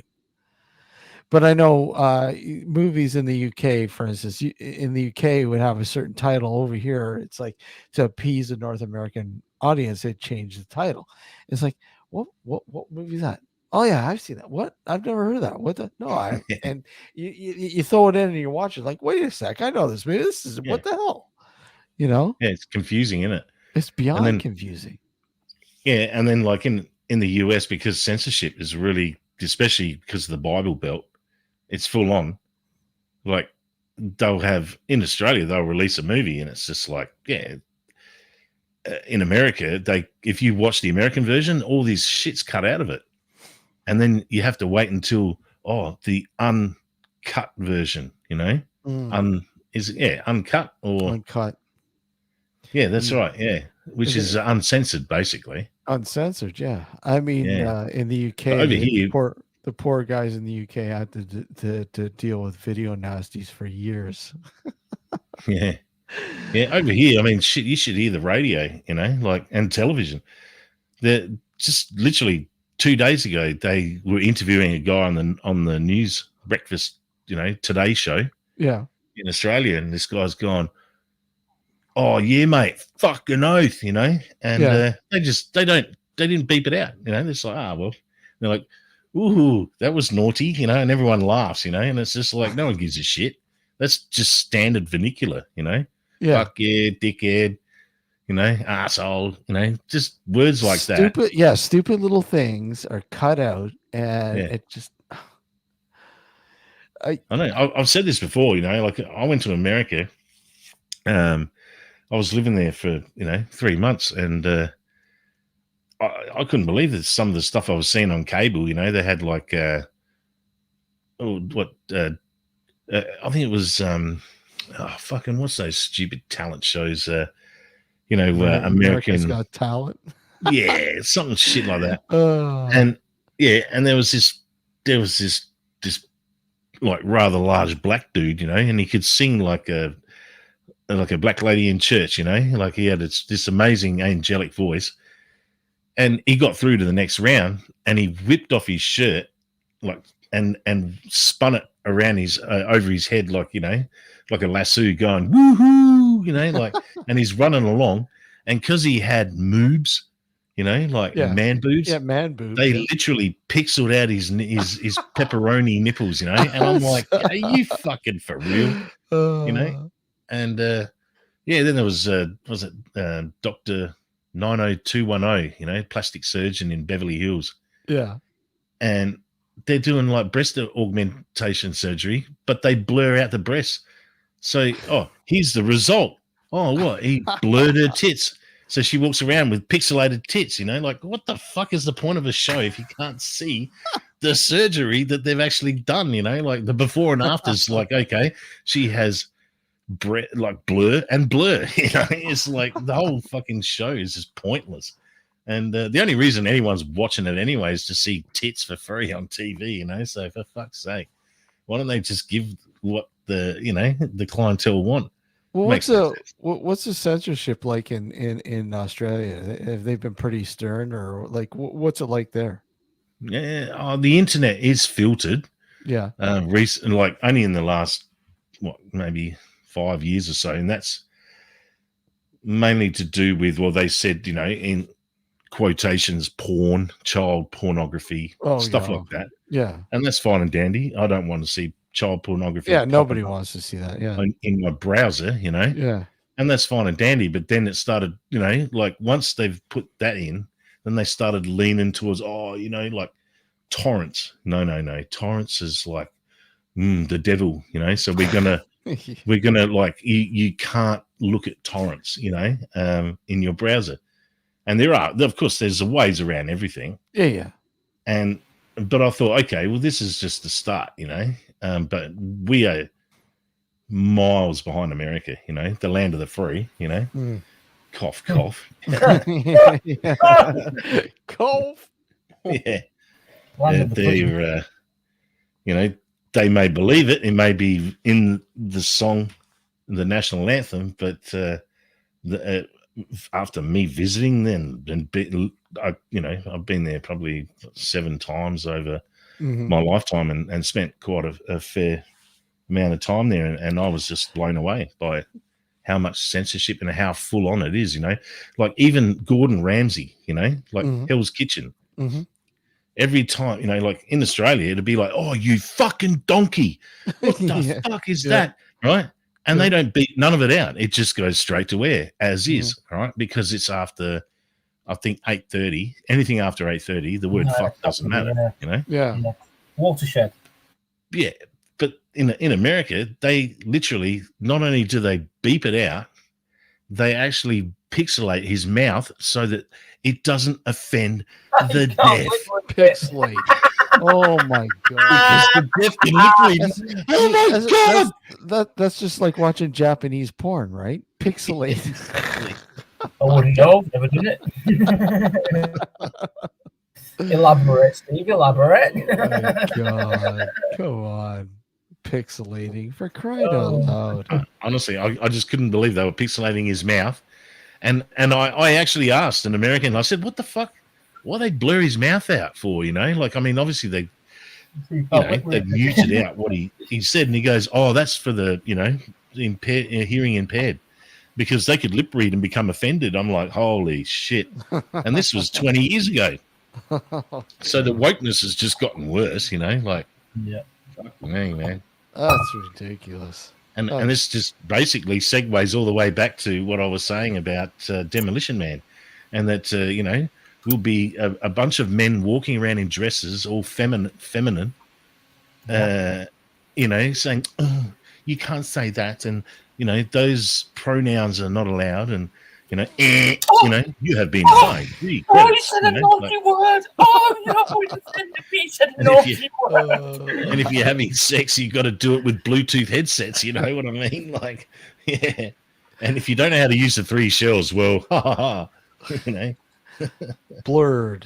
How do you use the 3 shells? I'm still clueless how we use the 3 shells. They're not allowed to show. Period. Yeah, I always thought Japanese women's vaginas were pixels, like we're watching too much. I didn't realize till I actually saw one in the flesh, I thought, holy shit.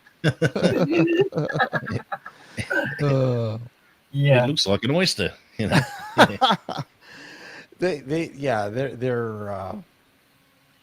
I don't know, they've been pretty strict with that shit for years. Oh yeah. But they are the dirtiest motherfuckers I've ever met. Oh man, some of the fucking shit they get into. Oh yeah. Wow. I mean, I speak Japanese, not that well, but and I think that's why, though. I think that's why. I worked over there for a lot, and I've learned a lot about the culture. And I mean, I've seen things like the shit that goes on, like, is fucking unbelievable. Well, Kama Sutra comes from Japanese culture, doesn't it? Originally, that's Indian. That's Indian. Oh, is it? Yeah. Is it? Yeah, Yeah. that's India. Yeah. Hindu, Kama Sutra. Oh, right. Okay. The Indians yeah, are pretty fucking dirty motherfuckers, you know. Thank If you you. look at some of the Hindu temples and stuff, you know, there's women fucking horses and Oh, dogs yeah, I've and seen it. all sorts of shit, you know. They're into Yeah. group sex, you know. And it's like, well, we're the prudes, man. You know what went on thousands of years ago was a lot more liberal than it is today. That's for sure. Well, look at the Romans. Look at what they used to do. It was all openly. Yeah, that was probably pretty tame. Yeah, It was probably pretty having a rent going on the weekend after a hard week's work. It was just a normal thing. You know what I mean? It was like, yeah, whatever tickled your fancy. No one judged you for it, so to speak. Like it was all just sex is just sex, isn't You it? could Like, fucking do anything. If you've ever seen the movie Caligula, Caligula, yeah, the uncut version. Yeah. The uncut version. If you haven't, is- check it out. It's It's insane, man. it's freaking porn. It is. It's fucking porn. It is porn, man. It is porn. It's serious. Yeah, there's the uncut version where they're in that they're in like a brothel, and it's like multi-leveled, and it's got a soundtrack playing, and there's midgets having sex, and there's a money shot, and you know, like a whole lot of No, there's all sorts of shit. cum gargling, and If you've not seen it, man, it's pretty fucked up. yeah, it is. Yeah, no. And you know what? it probably gives you a clear vision of what it might have been like. Yeah, it really does. It probably would have been mellow because I mean it was the 70s. It was a sexual revolution. Yeah, but they were portraying things that happened thousands of years ago, where probably pretty much anything went. You know, anything. Yeah, Absolutely anything. literally anything. Doesn't matter. Like, yeah, no judgment. Crack on. Yeah, I've been to Tijuana and seen a donkey show. Yeah. Good old doggy show. They do it across, like in Spain. They do it. When I lived out in Spain for a while, Amsterdam is the same as well. Like I lived in Holland for a year and a half. Like and they have sex shows on, just sex shows, and we're not talking like late at night and restricted to adults only. It was like 6 o'clock on an evening. You know what I mean? Where people come in with families and that having, you know what I mean? They're sitting down and having something to eat. And next minute, you got like this couple getting on stage and having proper full on like, and I'm like, you've got 3 kids and you're having a meal and you sat watching all that. But again, like you said, that's just a perception of mind of like, you know, like you said, the prudeness. It's look at what religion has done to us all as well. Like within the prudeness situation, like it's like, no. Can't even show your ankles, so to speak. You know what I mean? It's well, like, as you mentioned earlier, Sav, it's control. conditioned It's all into about the believing control. a certain set of like, ethics. Let's say, if you want to put it that way. It's like anything, man. I mean, you're living in sin if you're not in the, you know, driving down the proper fucking lane. Yeah. Yeah. And see, like, I've spent a lot of time in Fiji as well, like working over there and fishing and scuba diving, and you know, the Fijians, you know, they had the missionaries go through there and put the fear of God into them. Yeah. And I mean, before that, granted, they did kill and eat each other, you know. You know, cannibalism was, you know, around, but, and, you know, but ultimately they are, you know, really beautiful race. I mean, they weren't like savages to that extent. But some of that shit did go on because it was like, how do you call it? They call it the Dark Ages, which I think they mean like, it's they're very the superstitions and everything that you know they're and they still do a lot of superstitions to carry on through to today. But the missionaries put the fear of God into them, you know, and that if they didn't do what they were told and be a good boy, then they're gonna burn in hell with a devil. You know, eternal damnation. And that was enough to sort of pull them into ranks and, you know, go to church every Sunday and sing like amazing choirs. And Catholics live a life of sin, don't they? They live like you're born into sin. That's what Catholic, you know what I mean? You're born into sin. How can you be born into, you know what I mean? The original sin. So therefore, one person committed a crime and everybody's guilty of it. You know, how does that work? Yeah, it doesn't. It's stupid, isn't it? Like, the foundation of what they've set more half of it up is just just clueless. I don't. Oh, if you want to logically break Drones is- religion down, it's just it's just a load of shit, you know. Like you said, designed to, you know, bring people together and control them, and also relieve them of their money, because God needs money, you know, like he needs a lot of it, you know. Yeah. So every day, you know, they're going to pass that fucking basket around. Corporation. That's what I was saying earlier. That's what Yeah. I was saying earlier, Dinkum. It's a corporation now. It probably was, don't get me wrong, I'm just speculating, but it probably was set out like a spiritual cult, a way of actually getting in tune with yourself and your spiritual side, etc., etc. But it soon turned into this, the greedy people got their hands into it and they were like, oh, I can make money from this. And then it turned that way, Yeah. Oh, mate, of course it's about money. But there's one other thing too, which there's a lot of people don't realize, and I draw parallel lines to McDonald's, you know, and you think, what would McDonald's and the fucking church have in common?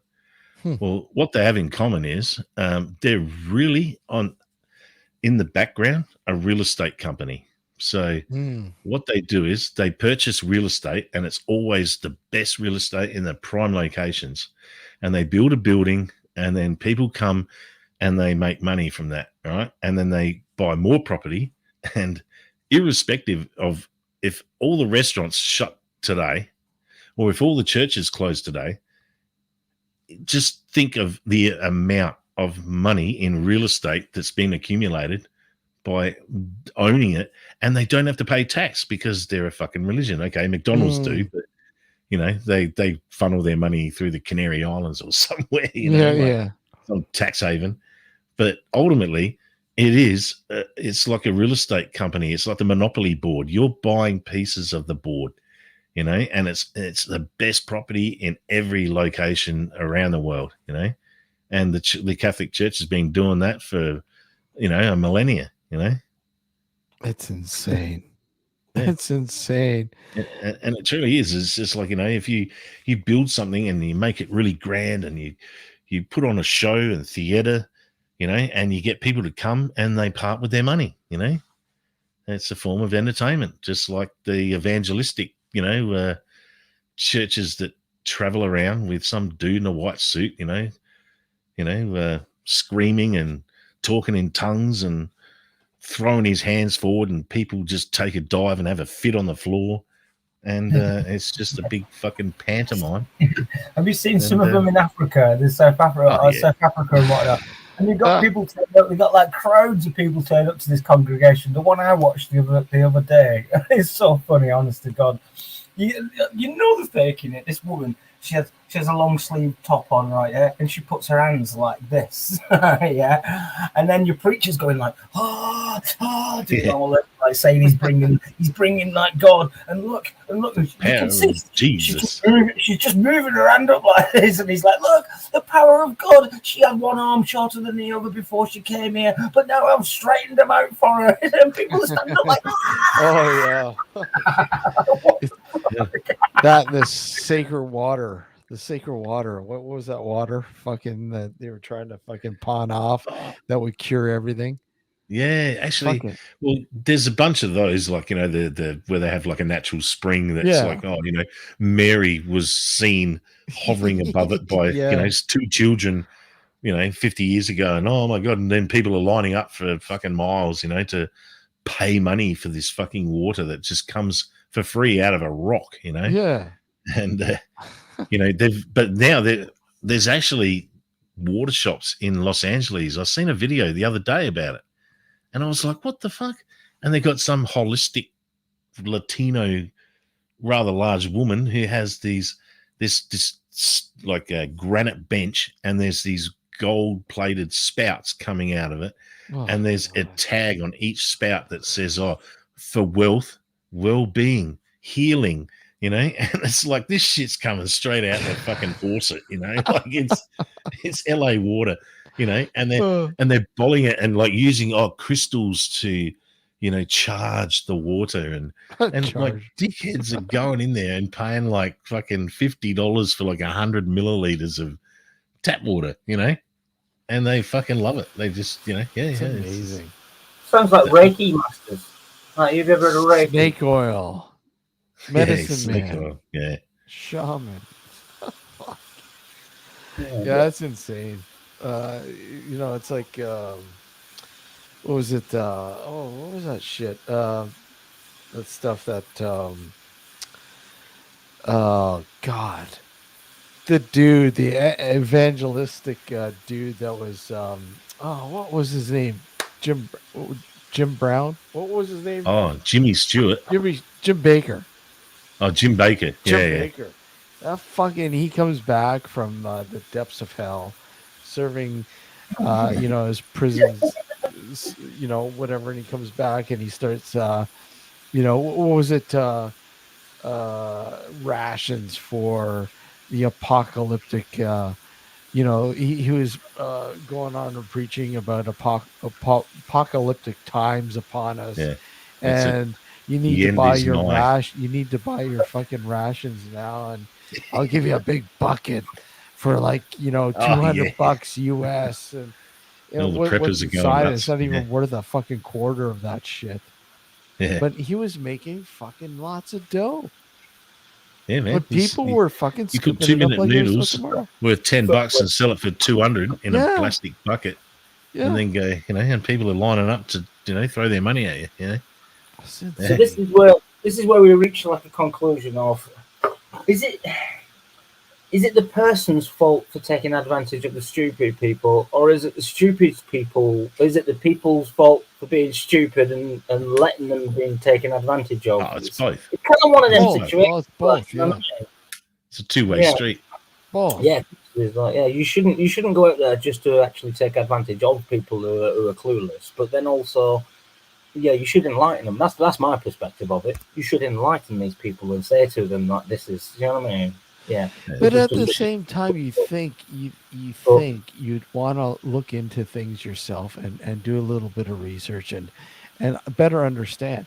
And people don't want it. They're too fucking lazy. No. They don't want to do that shit. There's no, but and also faith. They use the faith thing where you shouldn't need proof. You should just have faith, because if you don't believe, well, then you're going to have eternal damnation. You need to have faith. Otherwise, you don't fit. You're not going to be welcome through the door. And it's that mentality that's the mind fuck. That's how they try and justify their existence of what they're doing. And Jimmy Stewart, he was another one. Evangelistic that got busted having sex with prostitutes, and fucking Ozzy Osbourne made a killer song all about Jimmy Stewart. What was it again? Oh shit! It was called Missionary Man. Missionary Man, that's it. Yeah, and he's in a church, and I don't know how they filmed this shit, but I love it. I think it's probably one of my best Ozzy Osbourne video clips ever made, amongst maybe a couple others, but. He's in a church, typical Ozzy Osbourne style, and they just let a flood of piglets running, and they running through the church. And in one of the scenes, Ozzy's got one of the piglets by one back leg holding it, and you can just see it screaming its guts out while he's singing the song. It's fucking funny as shit. And Zach Wild, the guitarist, he's wearing a Jimmy's, is it Swaggart? Swagger, Jimmy that's Swagger, it. That's right. Jimmy Swaggart mask, and he's got his pants around his ankles, and he's shuffling around while he's playing the guitar. It's fucking funny as. Yeah, Jimmy got caught with his trousers down. That's hilarious. Yeah. I remember that tune. That was a cool tune. It is a fucking cool tune. Yeah, that's off of cool tune, Crazy Babies album. Crazy Babies, yeah. That was awesome. Yeah, but it's just these guys. They're like the lords of fucking, fucking late night TV, a Saturday morning TV, whatever. And they're commanding so much fucking attention, so much money. People are fucking buying into this like there's no tomorrow. Well, they have their own channels on satellite TV over here. Satellite TV, They have their own channels. It's just free. Yeah. When you get your Foxtel, which is, like 100 and something odd channels, those are, thrown in for nothing. Oh, I know one of the big ones here was Crossroads TV. It was called, and they have a big fucking studio just down the road from where I'm. It's gone now. I mean, they sold it off. What was his name? I can't think. The guy who ran it. Oh, well known. If I said his name, you probably have heard it. But the compound is just massive, and the amount of money these guys were generating yearly, it was like incredible to think that there was this many people out there that would buy into this shit and continuously, fund them. It's just dumbfounding. I know it's crazy. Christian Television Network. That's one. CTN. Yeah. That's massive. I know that much. I mean, I don't watch any of this shit. I hate it. Yeah. But I'm just trying to think of some of the names. There was there was one here in Australia. Is they called Edge Church or I can't think of their name off the top of my head. But yeah, the founder has been called out. He's now died as a pedophile, and his son runs the whole church. Yeah. And fuck me, I can't think of the name of it now. And it's just another one of these same stories that you hear all over the world, where these people, they start these cult churches and they just can't help but fuck children, Yeah. It just seems to be a prerequisite, of religious mania and the exploitation and sexualization of children. They seem to go hand in hand. What did you say that the channel was again? Oh, the Christian Television Network, CTN. Oh, okay, CTN. Okay. Yeah, that's a global Christian, and it's on Arecibo on the on the one of the satellite TV fucking satellites. It's so basically, if you get any satellite package here in Australia or Fiji or Singapore, all through that Australasia region, that's always just chucked in there for free. Yeah. It's just one of those things you have to hit next every time you go past it. You think, fuck off. Sometimes I'll just stop and look and think, oh my God, that Benny, what's the other one? That Benny Hinn. I call him Benny Hill. Yeah. That grey headed motherfucker in a white suit. Yeah. He's the biggest shill ever, that guy. Fuck me. And he's been caught out so many times and he just keeps pumping out the crap. This thing I was trying to say was one of the major shows on this network was called Yeah, Dan got it right. The Hillsong. The Hillsong? Hillsong Church. Yeah. HILLSONG, Hillsong Church. Yeah. The founder was convicted of being a pedophile and the son covered it up. And it's this massive church, and they're all in they're in and out of courts and everything, and they're in damage control, trying to save their clergy, and it's fucking, mate, they should all be just chucked in jail. The whole church disbanded. All the money should go to victims of crime, and just fucking that's it. See you later, And any other church trying to claim that they're a religion, just piss them all off. Just get rid of them, And tax exemption, just get rid of that too. Fuck them. Well, one of the big ones here was obviously is 100 Huntley Street, and that's a part of the Crossroads Christian television station. Network. Yeah. And same studios shit. And all sorts of shit going on.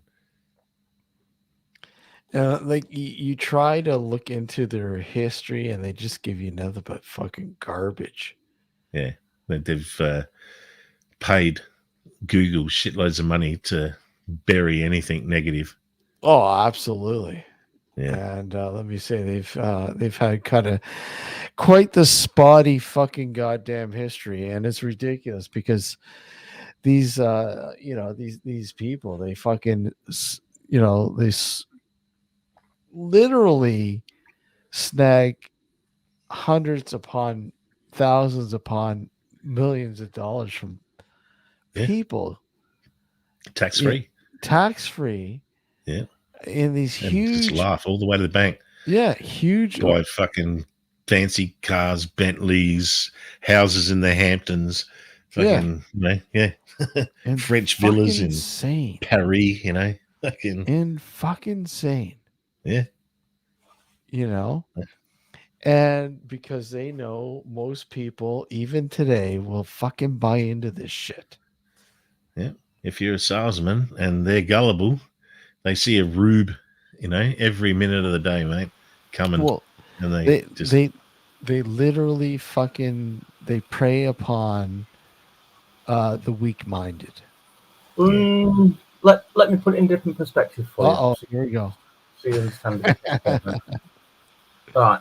So a different perspective on it would be, I would believe that we all have this feeling that, and it's a feeling. It's what most of us have as well. We know there's something more than what this life is, or we feel that there's something more than what this life is, or we'd like to believe.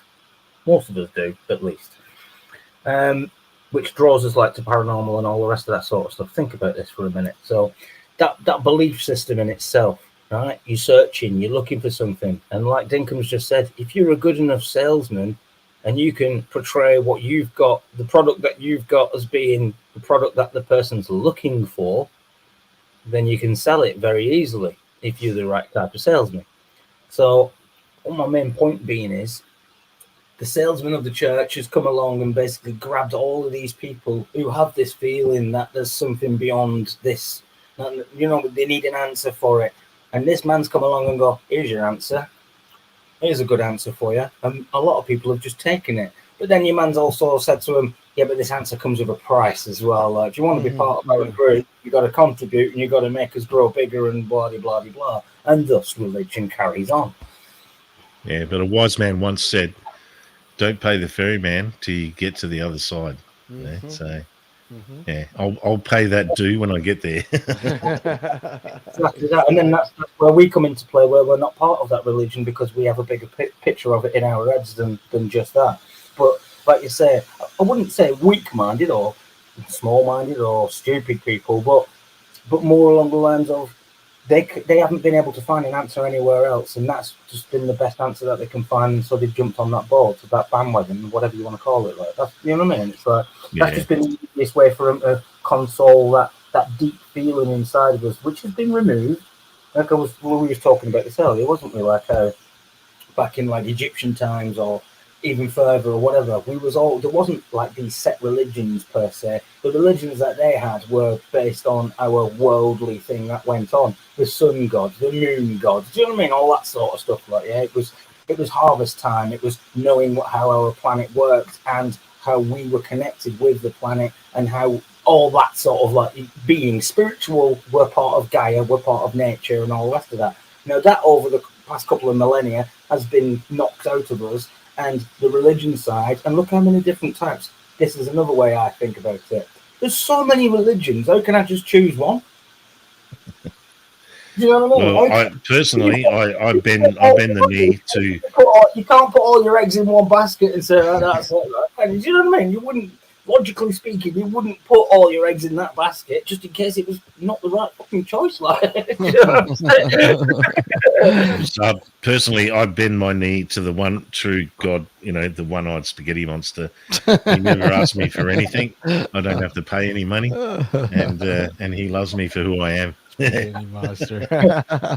You're one-eyed, purple-headed warrior. There is a church. There is a church of the one-eyed spaghetti monster. It is. You can Google it. It is real. I think it comes out of New Zealand, if off the top of my head. I might be wrong, but yeah. One-eyed spaghetti monster. Yeah, it's a religion, I think, and it was I think it was maybe a bit of a tax thing at the start for a piss take, but yeah, you can definitely join. You swear an oath, you join, and you can print off a certificate, and yeah, you're a member of the one-eyed spaghetti monster. Okay, here you go. Fuck, you're kidding. This flying spaghetti monster is the That's deity, it, flying spaghetti the monster. deity of the church of the flying spaghetti monster, or Pastafarianism, a social movement that promotes lighthearted view of religion. It originated in opposition to the teaching of intelligent design in public schools. Oh fuck, intelligent design, really? There you go. Fuck. Bobby Henderson, satirical open letter written by Bobby Henderson in 2005 to protest the Kansas. Oh yeah. Okay, I remember this now. You got it? Yeah. Yeah, that's fucked up. This was all over the place. Yeah. Polk County, Florida. History. Okay. Bobby Henderson, a 24-year-old Oregon State University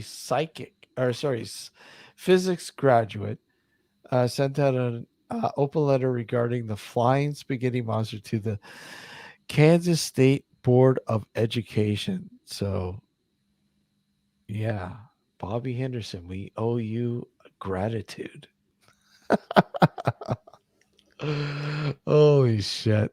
That's hilarious. But yeah, it just goes to show you. I mean, that is one of many different, if you will, cults. Is that what it is? A cult? Would that be considered a cult, right? Hell yeah. But if you ask me personally, I think all religions are. Well, they're all religions are cult. At least they start off as cult. Yeah, absolutely. The only reason why people say, "Oh, that's not a cult; it's a religion," is because they believe in it. And anything they don't believe in is a cult. And it's just fucking spirit whack knobheads. I love it. Spirit whack knobs. That really, I mean, if you want to split hairs, there's no difference between. Anything that you invent in your own mind, put down on paper, and get people to sign up and join and pay you money for, and then you buy a property, and then more people come, and you're now a religion. It's all a cult. Doesn't matter what it is. Yeah. It's just they're all the same thing. Just a different signage, and Absolutely. Different rules. Yeah, absolutely. That's fucked up, man. I mean, there's just. Then you got religions like Islam that tells you what you can wear, what you can and can't eat. Like, mate, no religion's going to tell me dick. I mean, I know the difference between right and wrong. Yeah. And what you shouldn't and shouldn't do. And I think most people, 99% of people do, other than the ones that have been dropped on their head when they were a baby and. Again, they've got some kind of psychological problem. It's a level of control, right? I mean, it's a higher level of control and empathy. Yeah, empathy. Putting yourself putting yourself in someone else's shoes, is I don't need someone to tell me, well, that's wrong and that's you shouldn't do that, because if you put yourself in that person's shoes that you're doing it to and you wouldn't like it, well, then you probably shouldn't be doing it. Exactly. In a nutshell. Mm-hmm. I mean, it's not fucking rocket science, No. But, somehow the Catholic Church and all these other religions have made, 2,000-page books about it, which just fucking makes no sense, Yeah, I just don't get it. That's why I don't get religion. I don't do religion.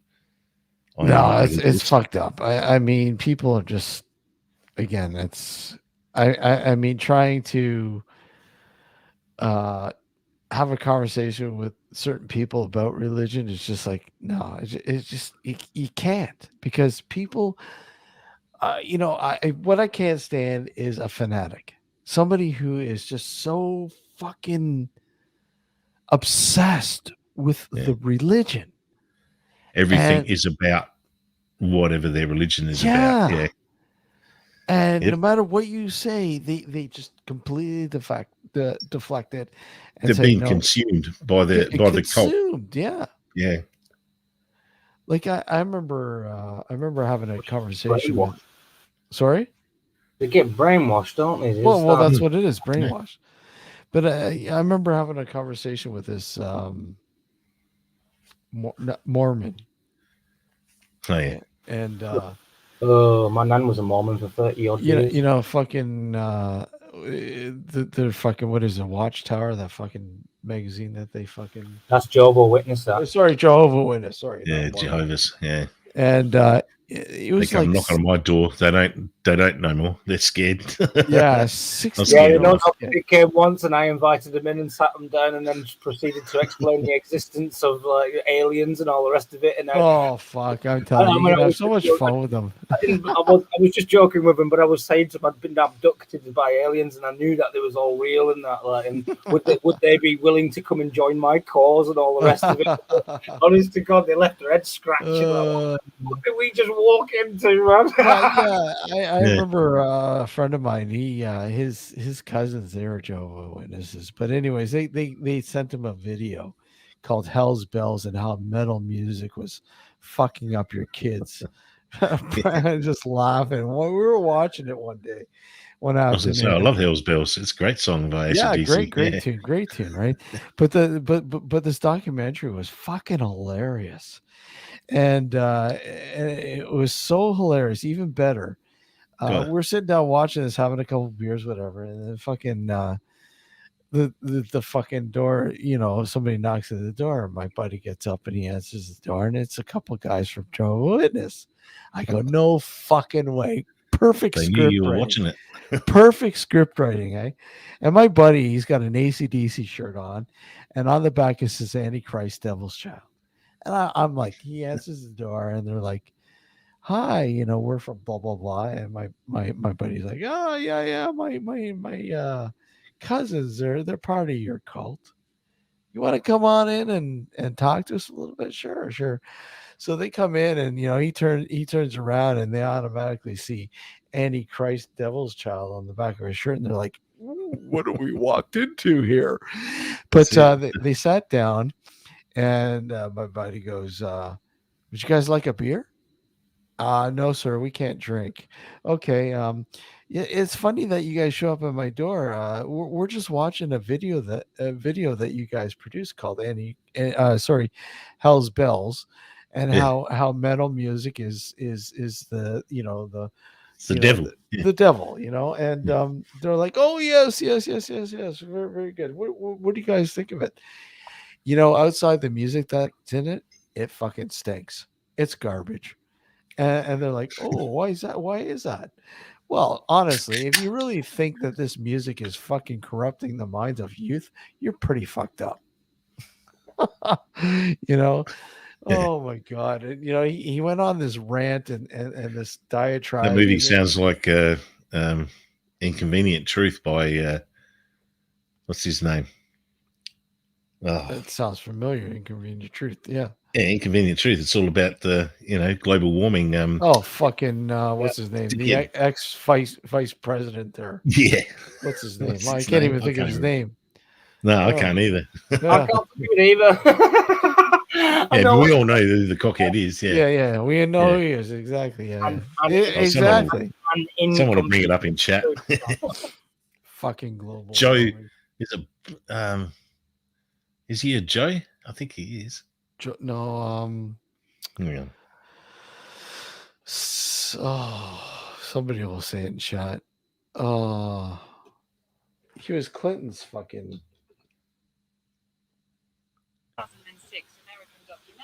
Al Gore. That's Al Gore. That's it. Yeah, Al Gore. No, Al Gore. Yeah. Fucking horrible. Yeah. That was a DVD that was mailed out to every single American. Yeah. An inconvenient load of bullshit. Yeah. What was the carbon footprint of that plastic abortion that was sent to every home in their mailbox?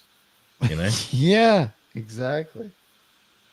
fucking millions of tons of plastic. You know, like- it's funny because I remember looking at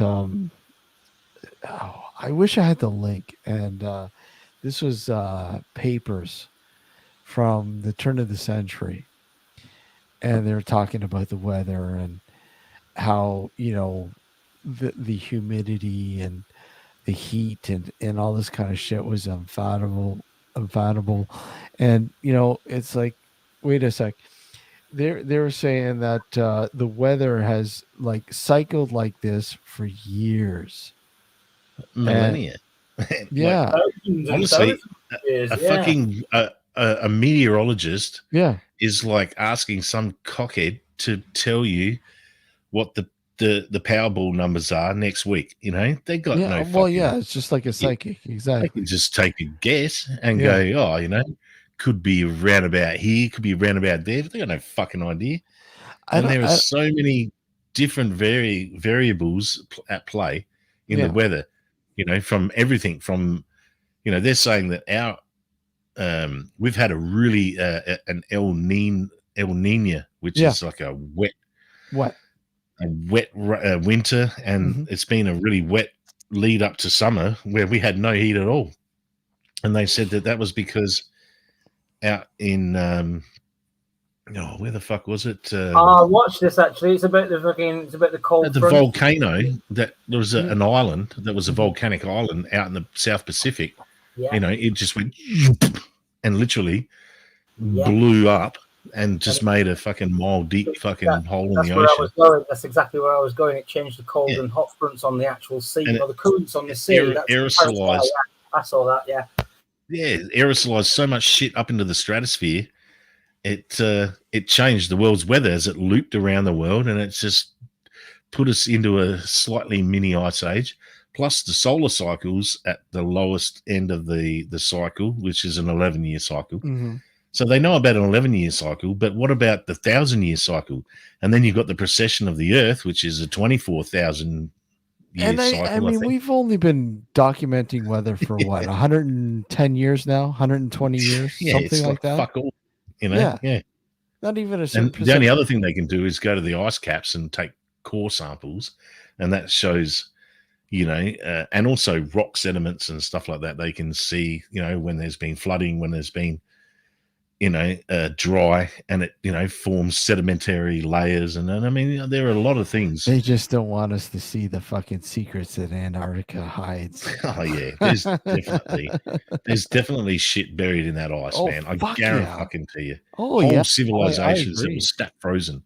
There's shit there that fucking woolly mammoths will blow us away, I think. Fucking woolly mammoth, right? Like this thing's like 3 times the size of an African elephant, and it's fucking got food in its mouth, food in its gut, and it's gone fucking bang, died, and then snap frozen, like literally like it was liquid nitrogen.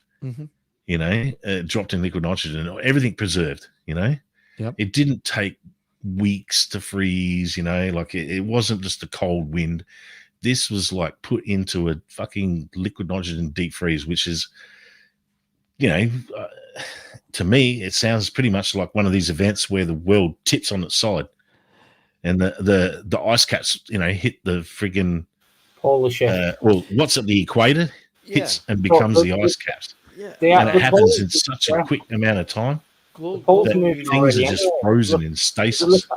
Global media says 12,000 year cycle. Dusu, I believe we're past that now, aren't we? I think we're past the 12,000. We're due it any fucking. I know we're due soon, but I know we're I'm pretty sure we're past that now.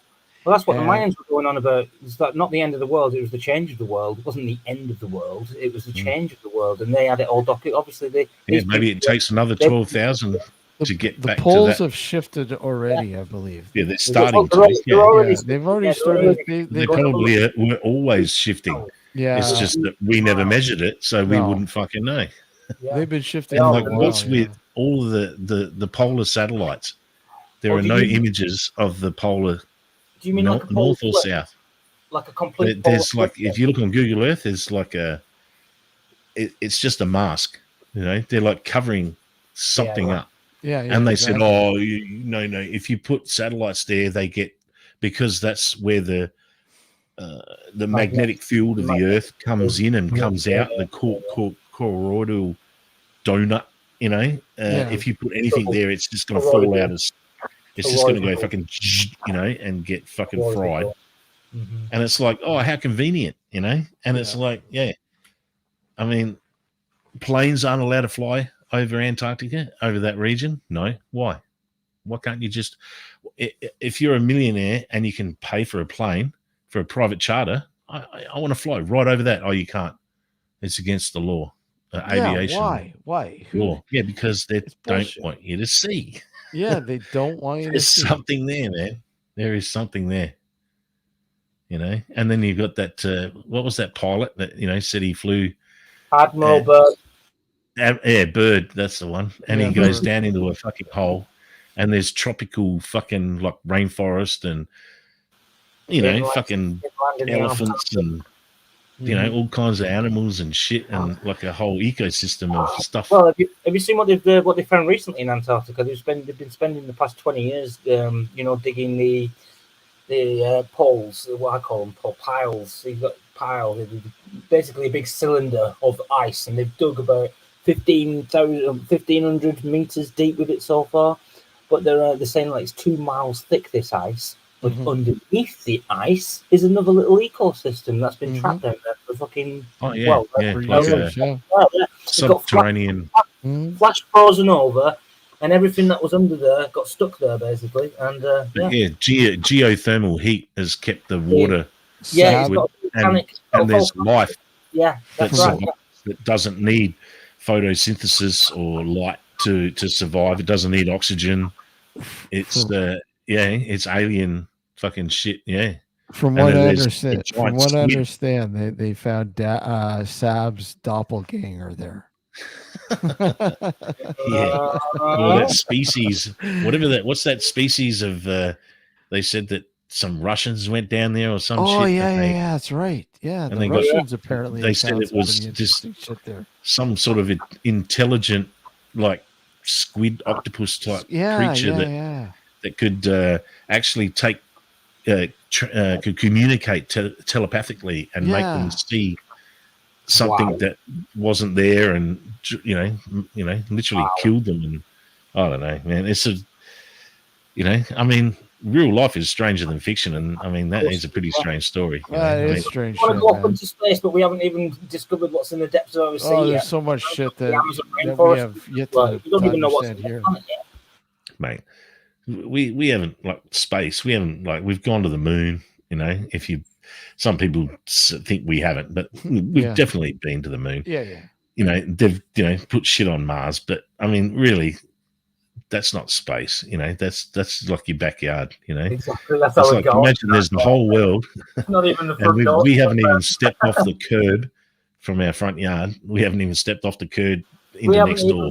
No, we're not even off the doorstep of our front door yet. Do you know what I mean? We're still stood on the doorstep looking out into the garden there. Yeah, exactly. Absolutely. Global, go ahead. Ask your question. I don't know if we'll answer it, be able to, but go ahead. Yeah, I was going to ask a question about the moon. Well, I know that they've actually been to the moon, at least because one of the experiments, they put a reflector there. And that reflector, you can shoot a laser at it and it'll bounce back. And that's how they measure the distance between the Earth and the moon and how it variates. How it changes. What do they say? It moves, what is it? An inch or something? Yeah, it's not a lot. No, not a lot. Oh, you mean further away? Yeah, but it also, the moon does have an orbit, an elliptical orbit, which, when was it? Just the full moon in January is called the Wolf Moon. And at that point, which was only, I think it was 2 weeks ago. Not this weekend, last weekend, was literally, the moon comes to its closest point to the Earth, which I don't know what the difference is in the elliptical orbit, how much it variates, but it does variate. And it warps the shape of the Earth too, like water-wise, lifting the oceans and making the tides. I believe if we didn't, I think, do you know what? I actually I kind of have a thing of Yeah, the thinking massive that rocket the moon's hit actually the put moon. there on purpose. Oh, the landing craft was so small. How did it get back? Yeah, Yeah. the lunar lander never came back. That was left there. It was left there. There's yeah. a capsule, Yes, that come back. that connected on. There was the orbiting module, the lunar orbiter, was where the lunar lander came back to, and then that had the engine that brought them back. But basically, they uses centrifugal force, so they orbited around the moon and built up speed, and then catapult back to Earth because there's no resistance. You don't need to actually have engines going, non-stop. Once they've done one burst, that's it, and you just keep moving until you hit something. And then if you point it at Earth, then that's where you're going to hit, isn't it? So Matt says one guy was left in orbit. Yeah. Really? Was he Major Tom? Major Tom. Ground control. Yeah. There's something wrong. Your engine's dead. Did they leave him there? Can you hear me, Major Tom? They left him there. Is he still there? Holy fuck, man. Yeah, so It's the most straight in my head. he's that one. floating in a tin can. Far above the world.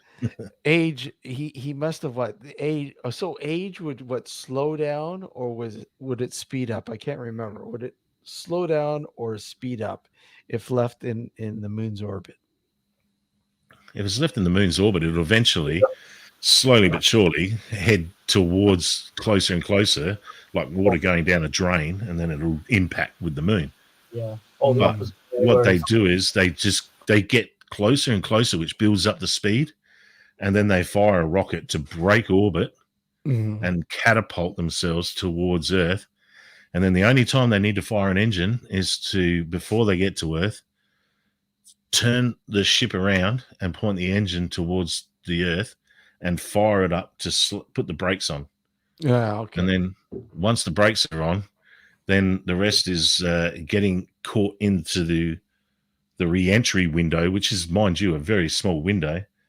Otherwise, you can bounce off, or you can head like a ballistic fucking trajectory straight to the ground, where you're just going to burn up in the atmosphere. So it is a fine entry window, but once coming in, the wind will slow the craft down.